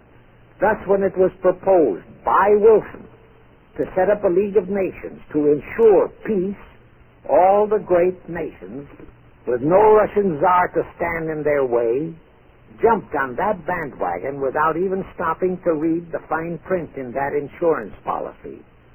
That is all but one, the United States, the very one that Schiff and his co-conspirators least expected would balk. And that was their one fatal mistake in that early plot. You see, when Schiff planted Woodrow Wilson in the White House, the conspirators assumed that they had the United States in the proverbial bag. Wilson had been perfectly built up as a great humanitarian. He supposedly became established as a God-man with the American people. There was every reason for the conspirators to have believed that he would easily hornswoggle Congress into buying the League of Nations sight unseen, exactly as the Congress of 1945 bought the United Nations sight unseen. But there was one man in the Senate in 1918 who saw through that scheme just as the Russian Tsar did in 1814. He was a man of great political stature, almost as great as that of Teddy Roosevelt, and fully as astute. He was highly respected and trusted by all members of both houses of Congress and by the American people. The name of that great and patriotic American was Henry Cabot Lodge, not the phony of today who called himself Henry Cabot Lodge, Jr. until he was exposed. Lodge completely unmasked Wilson and kept the United States out of the League of Nations. Here it becomes of great interest to know the real reason for the Wilson League of Nations flop. As I previously stated, Schiff was sent to the United States to carry out 4 specific assignments. Number 1 and most important was to acquire complete control of the U.S. money system. Number 2, as outlined in the original Weishaupt Illuminati blueprint, he was to find the right kind of men to serve as stooges for the great conspiracy and promote them into the highest offices in our federal government, our Congress, our U.S. Supreme Court, and all federal agencies, such as the State Department, the Pentagon, the Treasury Department, etc. Number 3, destroy the unity of the American people by creating minority group strife throughout the nation, especially between the whites and blacks as outlined in Israel Cohen's book. Number 4, create a movement to destroy religion in the United States, with Christianity to be the chief target or victim. In addition, he was strongly reminded of the imperative directive in the Illuminati blueprint to achieve full control of all mass communications media, to be used to brainwash the people into believing and accepting all of the maneuverings of the great conspiracy. Schiff was warned that only control of the press, at that time our only mass communications media, would enable him to destroy the unity of the American people. Now then, Schiff and his co-conspirators did set up the NAACP, the National Association for the Advancement of the Colored People, in 1909. And in 1913 he set up the Anti-Defamation League of the B'nai B'rith. Both were to create the necessary strife. But in the early years, the ADL operated very timidly, perhaps for fear of a pogrom-like action by an aroused and enraged American people. And the NAACP was practically dormant because its white leadership didn't realize that they would have to develop firebrand Negro leaders, such as Martin Lucifer King, for one, to spark the then completely satisfied and contented mass of Negroes. In addition, he, Schiff, was busy developing and infiltrating the stooges to serve in all high places in our Washington government and in the job of acquiring control of our money system and the creation of the 16th Amendment. He also was very busy with the organizing of the plot for the takeover of Russia. In short, he was kept so busy with all those jobs that he completely overlooked the supreme job of acquiring complete control of our mass communications media. That oversight was a direct cause for Wilson's failure to lure the United States into the League of Nations, because when Wilson decided to go to the people to overcome the opposition of the Lodge-controlled Senate, despite his established but phony reputation as a great humanitarian, he found himself faced by a solidly united people and by a loyal press whose only ideology was Americanism and the American way of life. At that time, due to the ineptness and ineffectiveness of both the ADL and the NAACP, there were no organized minority groups, no Negro problems, no so-called anti-Semitic problem to sway the people's thinking. There were no lefts, there were no rights, no prejudices for crafty exploitations. Thus, Wilson's League of Nations appeals fell on deaf ears. That was the end of Woodrow Wilson, the conspirator's great humanitarian. He quickly abandoned his crusade and returned to Washington, where he shortly died an imbecile brought on by syphilis. And that was the end of the League of Nations as a corridor into one-world government. Of course, that debacle was a terrible disappointment to the masterminds of the Illuminati conspiracy. But they were not discouraged. As I have previously stressed, this enemy never quits. They simply decided to reorganize and try from scratch again. By this time, Schiff was very old and slow. He knew it. He knew that the conspiracy needed a new, younger, and more active generalship. So on his orders, Colonel House and Bernard Baruch organized and set up what they called the Council on Foreign Relations, the new name under which the Illuminati would continue to function in the United States.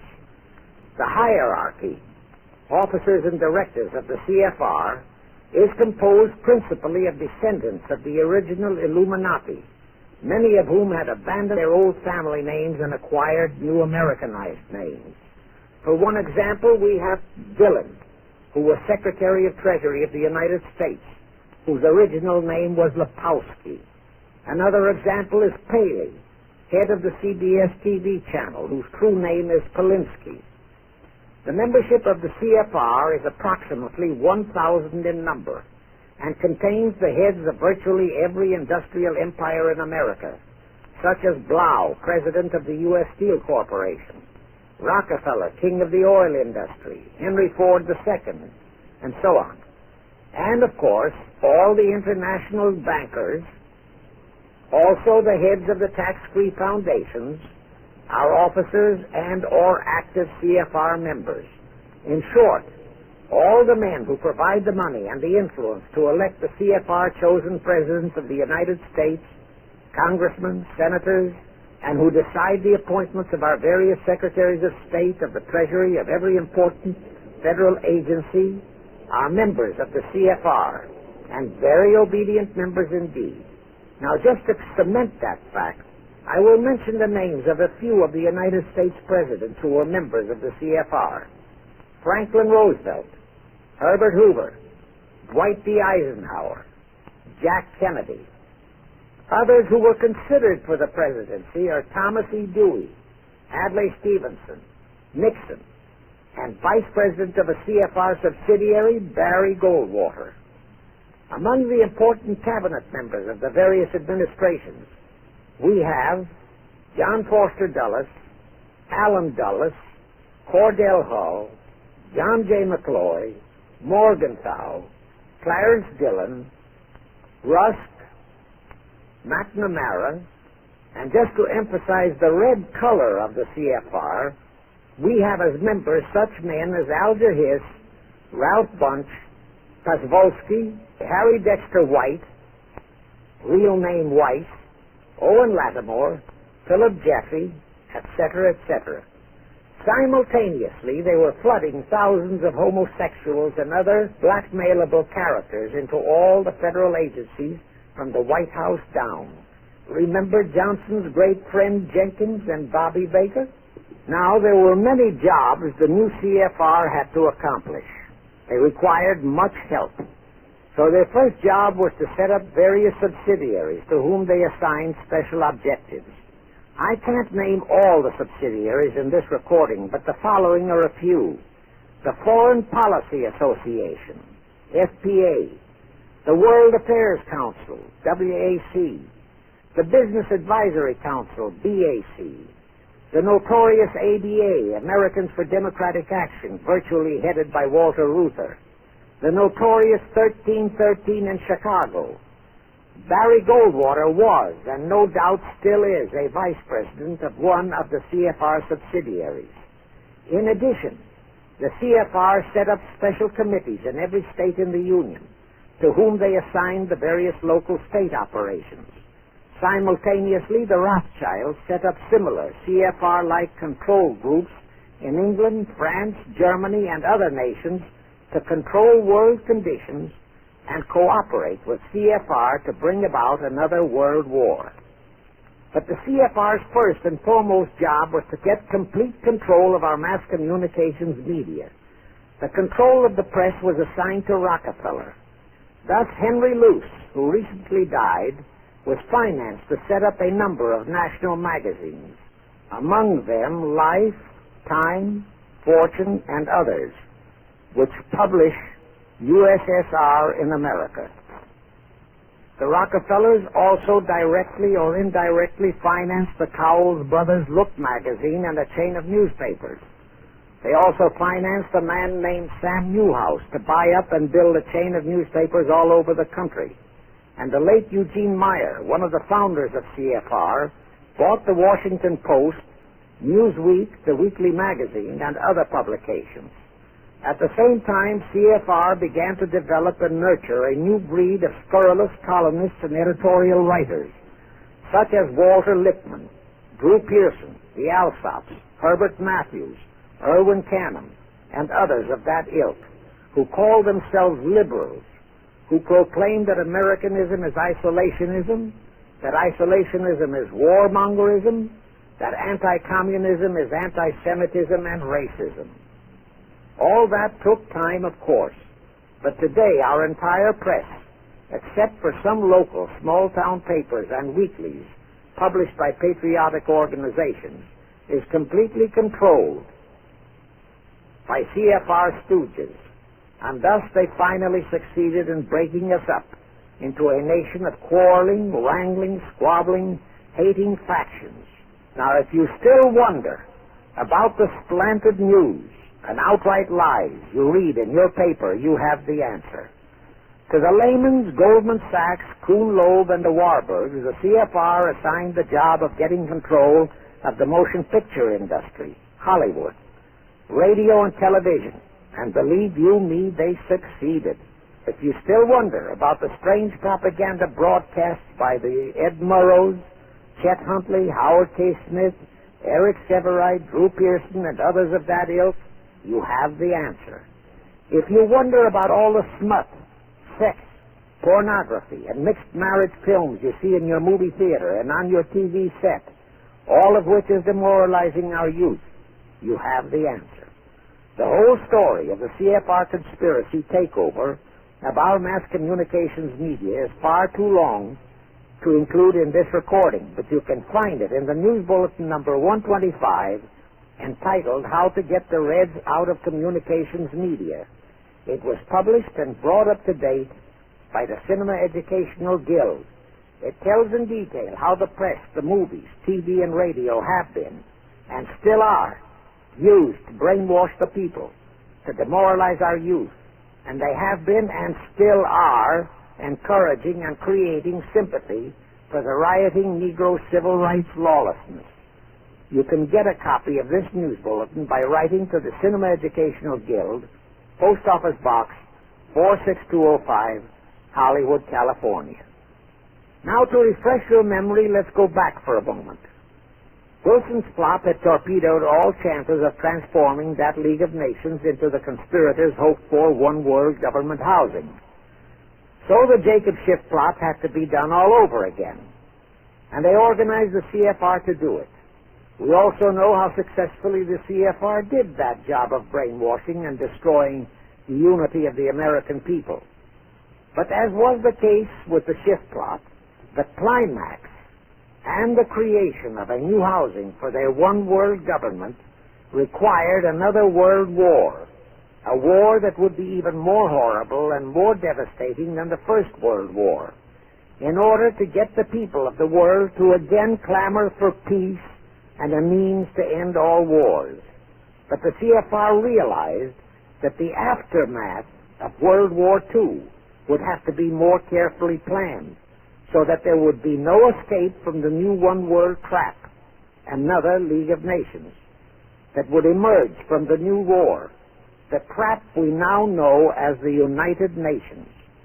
And they hit upon a perfect strategy to ensure that no escape. Here's how they did it. In 1943, in the midst of the war, they prepared the framework for the United Nations, and it was handed over to Roosevelt and our State Department to be given birth by Alger Hiss, Oswalski, Dalton Trumbo, and other American traitors, thus making the whole scheme a United States baby. Then to fix our parenthood, New York City was to become the nursery for the monstrosity. After that, we could hardly walk out on our own baby, now could we? Anyway, that's how the conspirators figured it would work, and so far it has. And the liberal Rockefeller donated the land for the United Nations building. The United Nations Charter was written by Alger Hiss, Oswalski, Dalton Trumbo, and other C.F.R. stooges. A phony so-called UN conference was set up in San Francisco in 1945. All the so-called representatives of 50-odd nations gathered there, promptly signed the charter. And the despicable traitor, Alger Hiss, flew to Washington with it, elatedly submitted it to our Senate, and the Senate, elected by our people to safeguard our security, signed the charter without so much as reading it. The question is, how many of our senators were even then traitorous stooges of the C.F.R.? Anyway, it was thus that the people accepted the United Nations as a holy of holies and enabled traitor Earl Warren to virtually destroy our Constitution by basing all his traitorous decisions on the UN Charter, thus making that charter virtually our law of the land. However, for all the dirty work that had to be done to solidify the UN, the new housing of the One World plot, they still required the aid of our leaders in Washington. So now I will emphasize the fiendish cleverness of the C.F.R. masterminds. To the vast majority of the American people, our foreign policy for many years has been a complete enigma. Most of us simply can't understand why this great nation is seemingly floundering so helplessly in the art of diplomacy. We can't understand why our leaders are seemingly so confused and bewildered in all their dealings with Moscow, France, and other nations, and with the UN. We always hear them proclaiming that in view of our overwhelming economic and military superiority, we must always lead from strength. Yet at all the summit meetings and conferences, they cringe and stammer and stutter, and so to speak, come out with their tails between their hind legs. We can't understand the foreign aid to Tito, an avowed enemy, to Poland, an avowed enemy, to all the avowed communist nations. We can't understand why the expenditure of hundreds of billions of dollars has failed to slow down, let alone stop, the march of communism. We are perplexed by the seeming ineptness of the State Department, the Defense Department, the CIA, the USIA, of all our federal agencies. Again and again and again we have been startled, shocked, bewildered, and horrified by their mistakes in Berlin, in Korea, in Laos, in Katanga, in Cuba, in Vietnam. Mistakes that always favor the enemy, never the United States. Under the law of averages, they should have made at least one or two mistakes in our favor, but they never did. What's the answer? The answer is the C.F.R. and the parts played by their subsidiaries and stooges in Washington. Thus we know that complete control of our foreign relation policy is the key to the success of the entire Illuminati One World plot. Here is the further proof. Earlier, I fully established that Schiff and his gang had financed the Lenin-Trotsky-Stalin takeover of Russia and fashioned its communist regime into becoming their chief instrument to keep the world in turmoil and to finally terrorize all of us into seeking peace in a UN One World government. But the conspirators knew that the Moscow gang could not become such an instrument until and unless the whole world would accept the communist regime as the legitimate, de jure government of Russia. Only one thing could accomplish that: recognition by the United States. The conspirators figured that the whole world would follow our lead, And that's when the Wilson flop very nearly wrecked the entire plot. Throughout the following 3 Republican administrations, the C.F.R. pulled every trick in their bag to induce Harding, Coolidge, and Hoover to grant that recognition, but all 3 refused. As a result, in the late 1920s, the Stalin regime was in dire straits. Despite all purges and secret police controls, the Russian people were growing more and more restive. It is a matter of record, admitted by Litvinov, that during 1931 and 1932, Stalin and his whole gang were always packed and ready for instant flight. Then in November 1932, the conspirators achieved their greatest coup. They landed Franklin Roosevelt in the White House. Crafty, unscrupulous, utterly without conscience, that charlatan traitor turned the trick for them. Without even asking consent of Congress, he unlawfully proclaimed recognition for the Stalin regime. That did it. And exactly as the conspirators figured, the whole world did follow our lead. Automatically, that squelched the previously growing resistance movement of the Russian people. That automatically launched the greatest menace the civilized world has ever known. The rest is too well known to need repeating. We know how Roosevelt and his traitorous State Department kept building up the communist menace right here in our own country, and thus throughout the world. We know how he perpetrated that Pearl Harbor atrocity for his excuse to hurl us into World War II.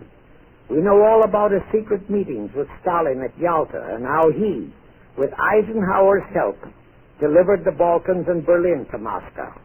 And last, but by no means least, we know that 20th century Benedict Arnold not only dragged us into that new corridor, the United Nations, into one world government, but actually schemed all the arrangements to plant it within our country.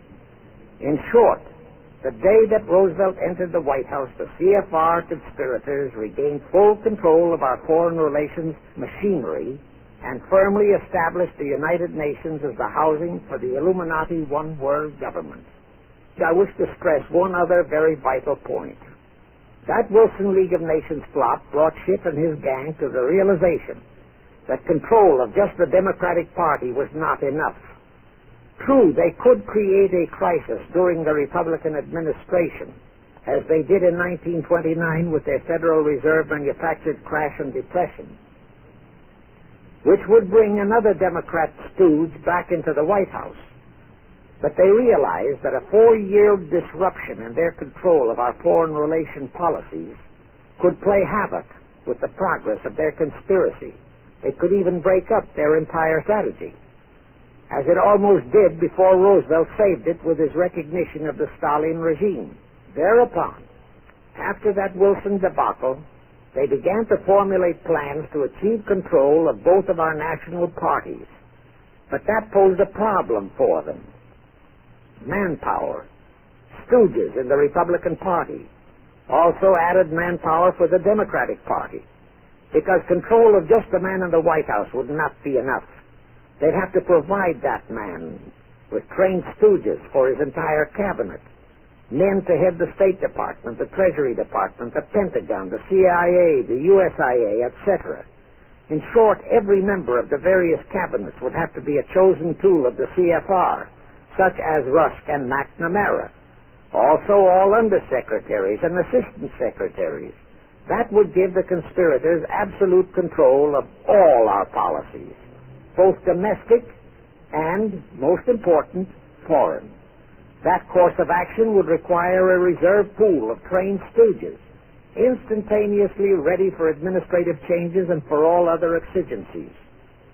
All such stooges would of necessity have to be men of national reputation, high in the esteem of the people, but they would have to be men without honor, without scruple, without conscience, men who would be vulnerable to blackmail. It is needless for me to stress how well the C.F.R. succeeded. The immortal Joe McCarthy fully revealed that there are thousands of such security risks in all federal agencies. Scott McCloud unmasked thousands more, and you know the price Otepka has had to pay and is still paying for his expositions before a Senate committee of the traitors in the State Department. And you know that the men in the State Department who delivered Cuba to Castro have not only been shielded, but promoted.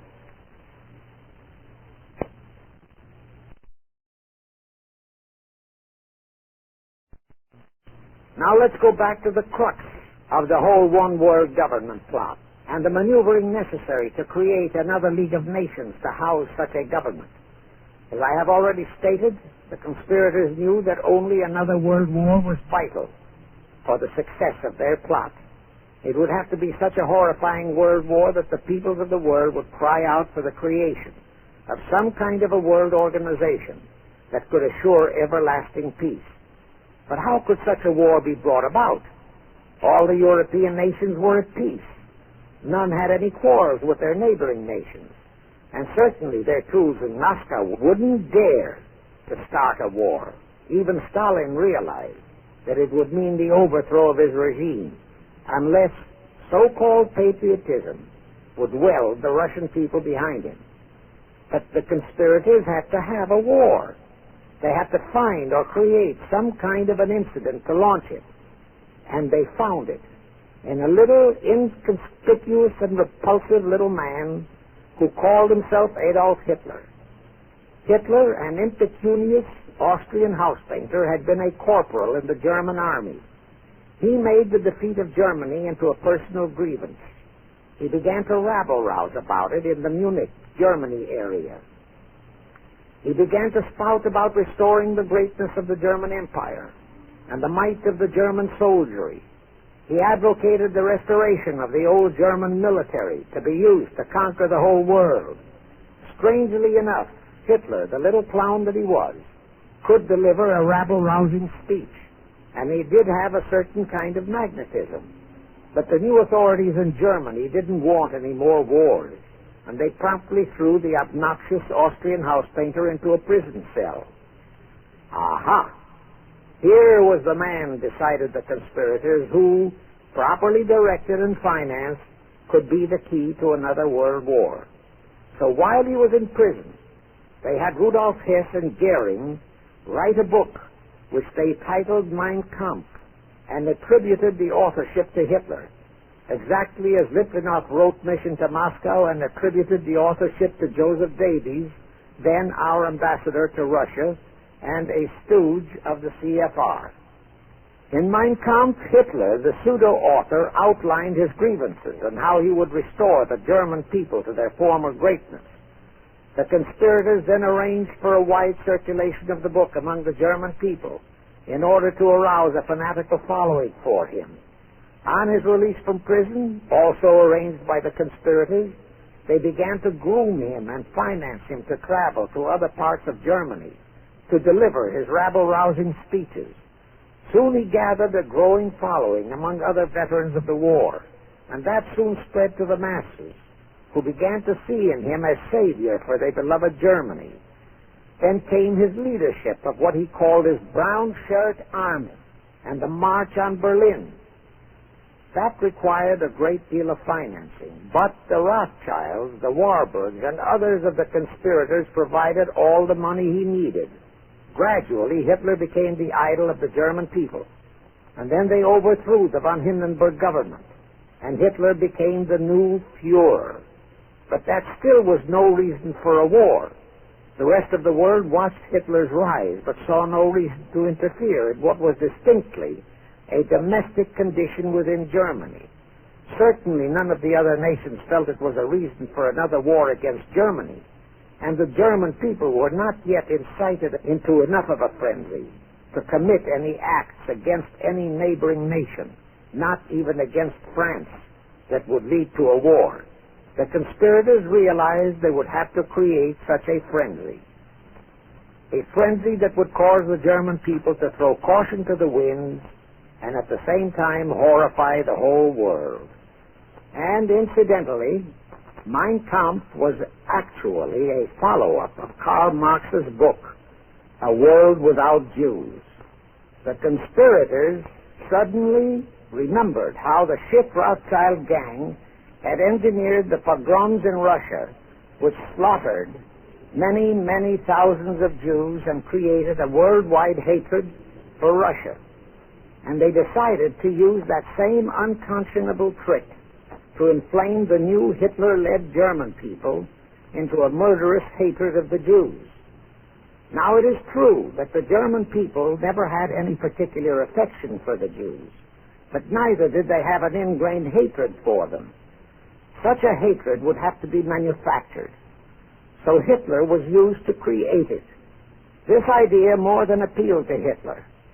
He saw in it the grisly gimmick to make him the God-man of the German people. Thus, craftily inspired and coached by his financial advisors, the Warburgs, Rothschilds, and all the Illuminati masterminds, he blamed the Jews for the hated Versailles Treaty and for the financial ruination that followed the war. The rest is history. We know all about the Hitler concentration camps and the incineration of hundreds of thousands of Jews. Not the 6 million, nor even the 600,000 claimed by the conspirators, but it was enough. And here let me reiterate how little the internationalist bankers, the Rothschilds, Schiffs, Lehmans, Warburgs, Baruchs, care about their racial brethren who were the victims of their nefarious schemes. In their eyes, the slaughter of the several 100,000 innocent Jews by Hitler didn't bother them at all. They considered it a necessary sacrifice to further their Illuminati one-world plot, just as the slaughter of the many millions in the wars that followed was a similar necessary sacrifice. And here is another grisly detail about those concentration camps. Many of the Hitler soldier executioners in those camps had previously been sent to Russia to acquire their arts of torture and brutalization so as to emphasize the horrors of the atrocities. All this created a new worldwide hatred for the German people, but it still did not provide a cause for war. Thereupon Hitler was incited to demand the Sudetenland. You remember how Chamberlain and the then diplomats of Czechoslovakia and France surrendered to that demand. That led to further Hitlerian demands for territories in Poland and in the French Tsar territories. Those demands were rejected. Then came his pact with Stalin. Hitler had been screaming hatred against communism. Oh, how he ranted against communism. But actually, Nazism was nothing but socialism. And communism is, in fact, socialism. But Hitler disregarded all that. He entered into a pact with Stalin to attack and divide Poland between them. While Stalin marched into one part of Poland, for which he was never blamed, the Illuminati mastermind saw to that. Hitler launched a blitzkrieg on Poland from his side. The conspirators finally had their new world war. And what a horrible war it was. And in 1945, the conspirators finally achieved the United Nations, their new housing for their one-world government. And truly amazing, all of the American people hailed this foul outfit as a holy of holies. Even after all the true facts about how the UN was created were revealed, the American people continued to worship that evil outfit. Even after Alger Hiss was unmasked as a Soviet spy and traitor, the American people continued to believe in the UN. Even after I had publicly revealed the secret agreement between Hiss and Molotov that a Russian would always be the head of the military secretariat, and by that token, the real master of the UN, most of the American people continued to believe that the UN could do no wrong. Even after Trygve Lie, the first Secretary General of the UN, confirmed that Hiss-Molotov secret agreement in his book, For the Cause of Peace, the vast majority of our people refused to lose faith in the UN. Even after the truth about the Korean War was revealed, how the Russian General Vasilyev, head of that UN military secretariat, was given a leave of absence by the UN so that he could take command of the North Koreans and Red Chinese who were fighting the so-called UN police action under our own General MacArthur, who by orders of the UN was fired by the pusillanimous Truman in order to prevent his winning that war, our people still believed in the UN. Despite our 150,000 sons who were murdered and maimed in that war, the people continued to regard the UN as a sure means for peace, even after it was revealed in 1951 that the UN, using our own American soldiers under UN command and the UN flag, in collusion with our traitorous State Department and the Pentagon, had been invading many small cities in California and Texas in order to perfect their plan for the complete takeover of our country.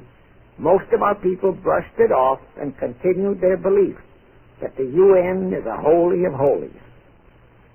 Do you know that the UN Charter was written by traitor Alger Hiss, Molotov, and Wyszynski? That Hiss and Molotov had made that secret agreement that the military chief of the UN was always to be a Russian appointed by Moscow? Do you know that at their secret meetings at Yalta, Roosevelt and Stalin, at the behest of the Illuminati operating as the C.F.R., decided that the UN must be placed on American soil? Do you know that most of the UN Charter was copied intact, word for word, from the Marx Manifesto and Russia's so-called Constitution? Do you know that the only two senators who voted against the UN so-called treaty were the only two senators who had read it? Do you know that since the UN was founded, communist enslavement has grown from 250 million to 1 billion? Do you know that since the UN was founded to ensure peace, there have been at least 20 major wars incited by the UN, just as they are now inciting a war against Little Rhodesia? Do you know that under the UN setup, the American taxpayers have been forced to make up the UN Treasury deficit of many millions of dollars because of Russia's refusal to pay her share? Do you know that the UN has never passed a resolution condemning Russia or her so-called satellites, but always condemns our allies? Do you know that J. Edgar Hoover said, "The overwhelming majority of the communist delegations to the UN are espionage agents"? And now, 66 senators voted for a consular treaty to open our entire country to Russian spies and saboteurs. Do you know that the UN helps Russia's conquest of the world by preventing the free world from taking any action whatsoever except to debate each new aggression in the UN General Assembly? Do you know that at the time of the Korean War, there were 60 nations in the UN, yet 95% of the UN forces were our American sons, and practically 100% of the cost was paid by the United States taxpayers? And surely you know that the UN policy during the Korean War was to prevent us from winning that war. Do you know that all the battle plans of General MacArthur had to go first to the UN to be relayed to Vasilia, commander of the North Koreans and Red Chinese, and that any future wars fought by our sons under the UN flag would have to be fought under the control of the UN Security Council? Do you know that the UN has never done anything about the 80,000 Russian Mongolian troops that occupy Hungary? Where was the UN when the Hungarian freedom fighters were slaughtered by the Russians? Do you know that the UN and its peace army turned the Congo over to the communists? Do you know that the UN's own so-called peace force was used to crush, rape, and kill the white anti-communists in Katanga? Do you know that the UN stood by and did nothing while Red China invaded Laos and Vietnam? That it did nothing while Nehru invaded Goa and other Portuguese territories? Do you know that the UN was directly responsible for aiding Castro? That it does absolutely nothing about the many thousands of Cuban youngsters who are shipped to Russia for communist indoctrination? Do you know that Adlai Stevenson, of all people, said the free world must expect to lose more and more decisions in the UN? Do you know that the UN openly proclaims that its chief objective is one world government, which means one world laws, one world court, one world army, one world navy, one world air force, one world schools, and a one world church in which Christianity would be prohibited? Do you know that a UN law has been passed to disarm all American citizens and to transfer all our armed forces to the UN? Such a law was secretly signed by Saint Jack Kennedy in 1961. Do you realize how that fits in with Article 47, Paragraph 3 of the UN Charter, which states, I quote, "The Military Staff Committee of the UN shall be responsible through the Security Council for the strategic direction of all armed forces placed at the disposal of the Security Council," unquote. And when and if all our armed forces are transferred to the UN, your sons would be forced to serve and die under UN command all over the world. This will happen unless you fight to get the U.S. out of the UN. Do you know that Congressman James B. Utt has submitted a bill to get the U.S. out of the UN and a resolution to prevent our president from forcing us to support the UN embargoes on Rhodesia? Well, he has. And many people all over the country are writing to their representatives to support the Utt bill and resolution. And did you know that to offset the Utt bill and resolution, 50 congressmen, spearheaded by Schweiker and Moorhead of Pennsylvania, have introduced a bill to immediately transfer all our armed forces to the UN? Can you imagine such brazen treason? Is your congressman one of those 50 traitors? Find out and take immediate action against him and help Congressman Utt. Now, do you know that the National Council of Churches passed a resolution in San Francisco which states that the United States will soon have to subordinate its will to that of the UN, and that all American citizens must be prepared to accept it? Is your church a member of the National Council of Churches?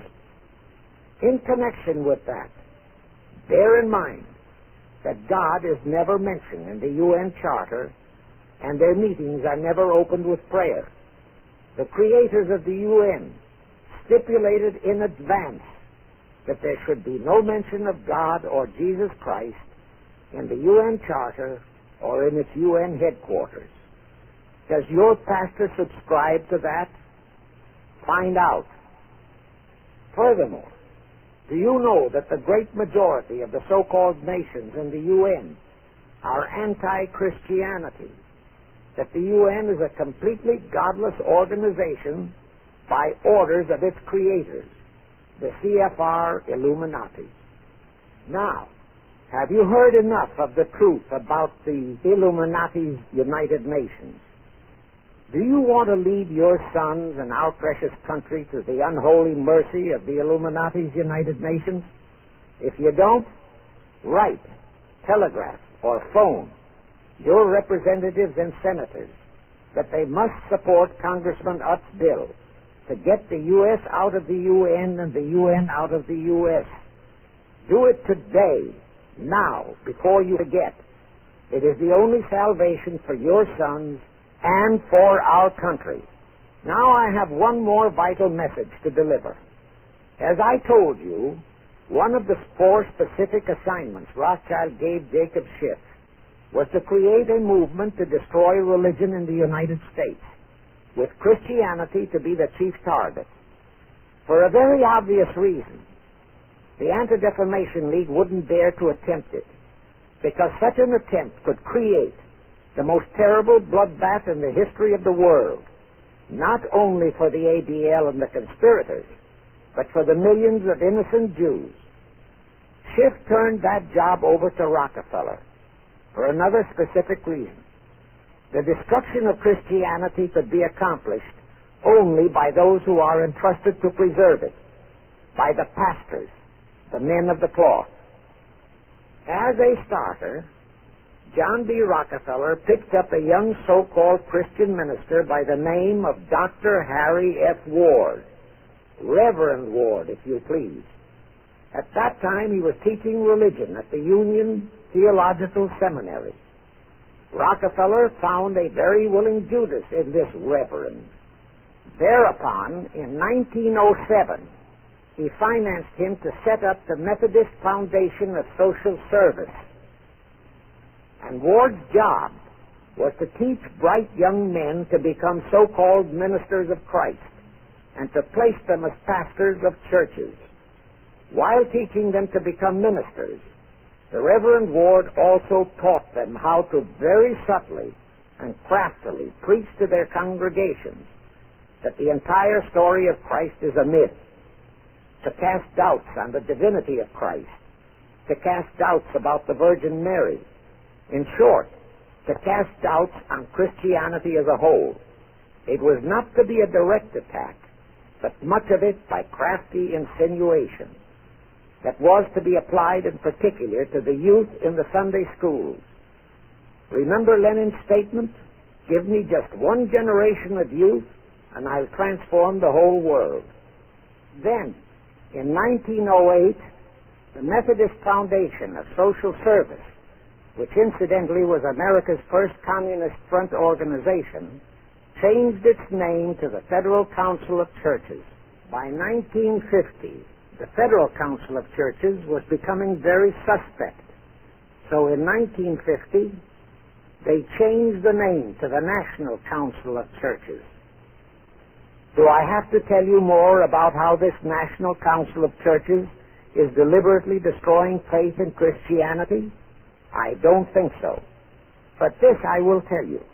If you are a member of any congregation whose pastor and church are members of this Judas organization, your contributions are helping the Illuminati's plot to destroy religion and your faith in God and Jesus Christ. Thus you are deliberately delivering your children to be indoctrinated with this belief in God and church, and which can easily transform them into atheists. Find out immediately if your church is a member of the National Council of Churches, and for the love of God and your children, if it is, withdraw from it at once. However, let me warn you, that same destroy religion process has been infiltrated into other denominations. If you have seen the Negro March on Selma and other such demonstrations, you have seen how the Negro mobs are led and encouraged by ministers and even Catholic priests and nuns who march along with them. As a matter of fact, the Mormon Church is about the only one I know of that is clean of that kind of Judas infiltration. But of course, there are many individual churches and pastors who are honest and sincere.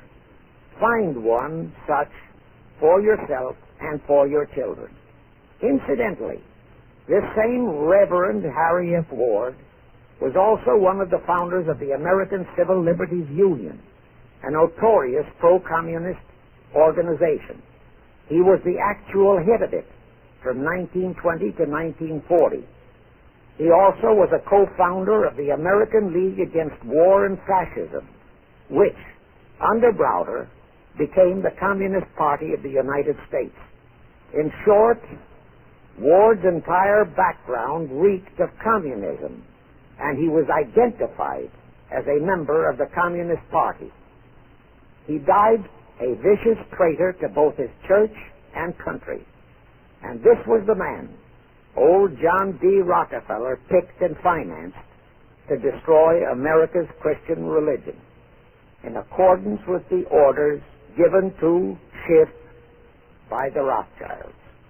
In conclusion, I have this to say.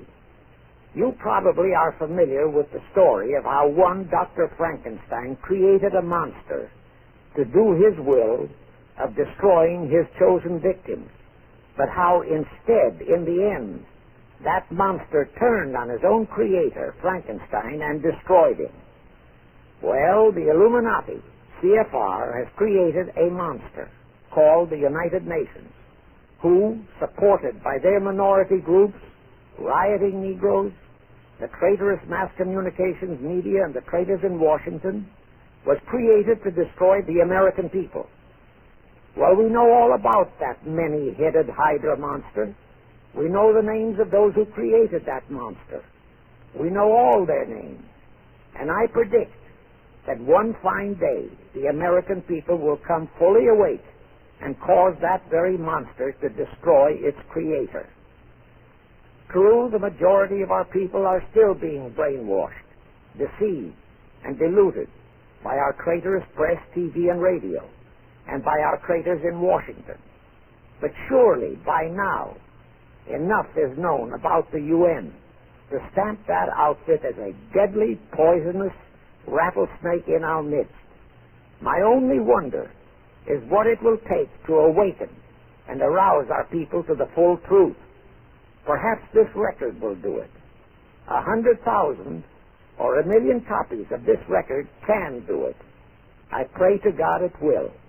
And I pray to Him to inspire you, all of you, to spread this story via this record to all loyal Americans in your community.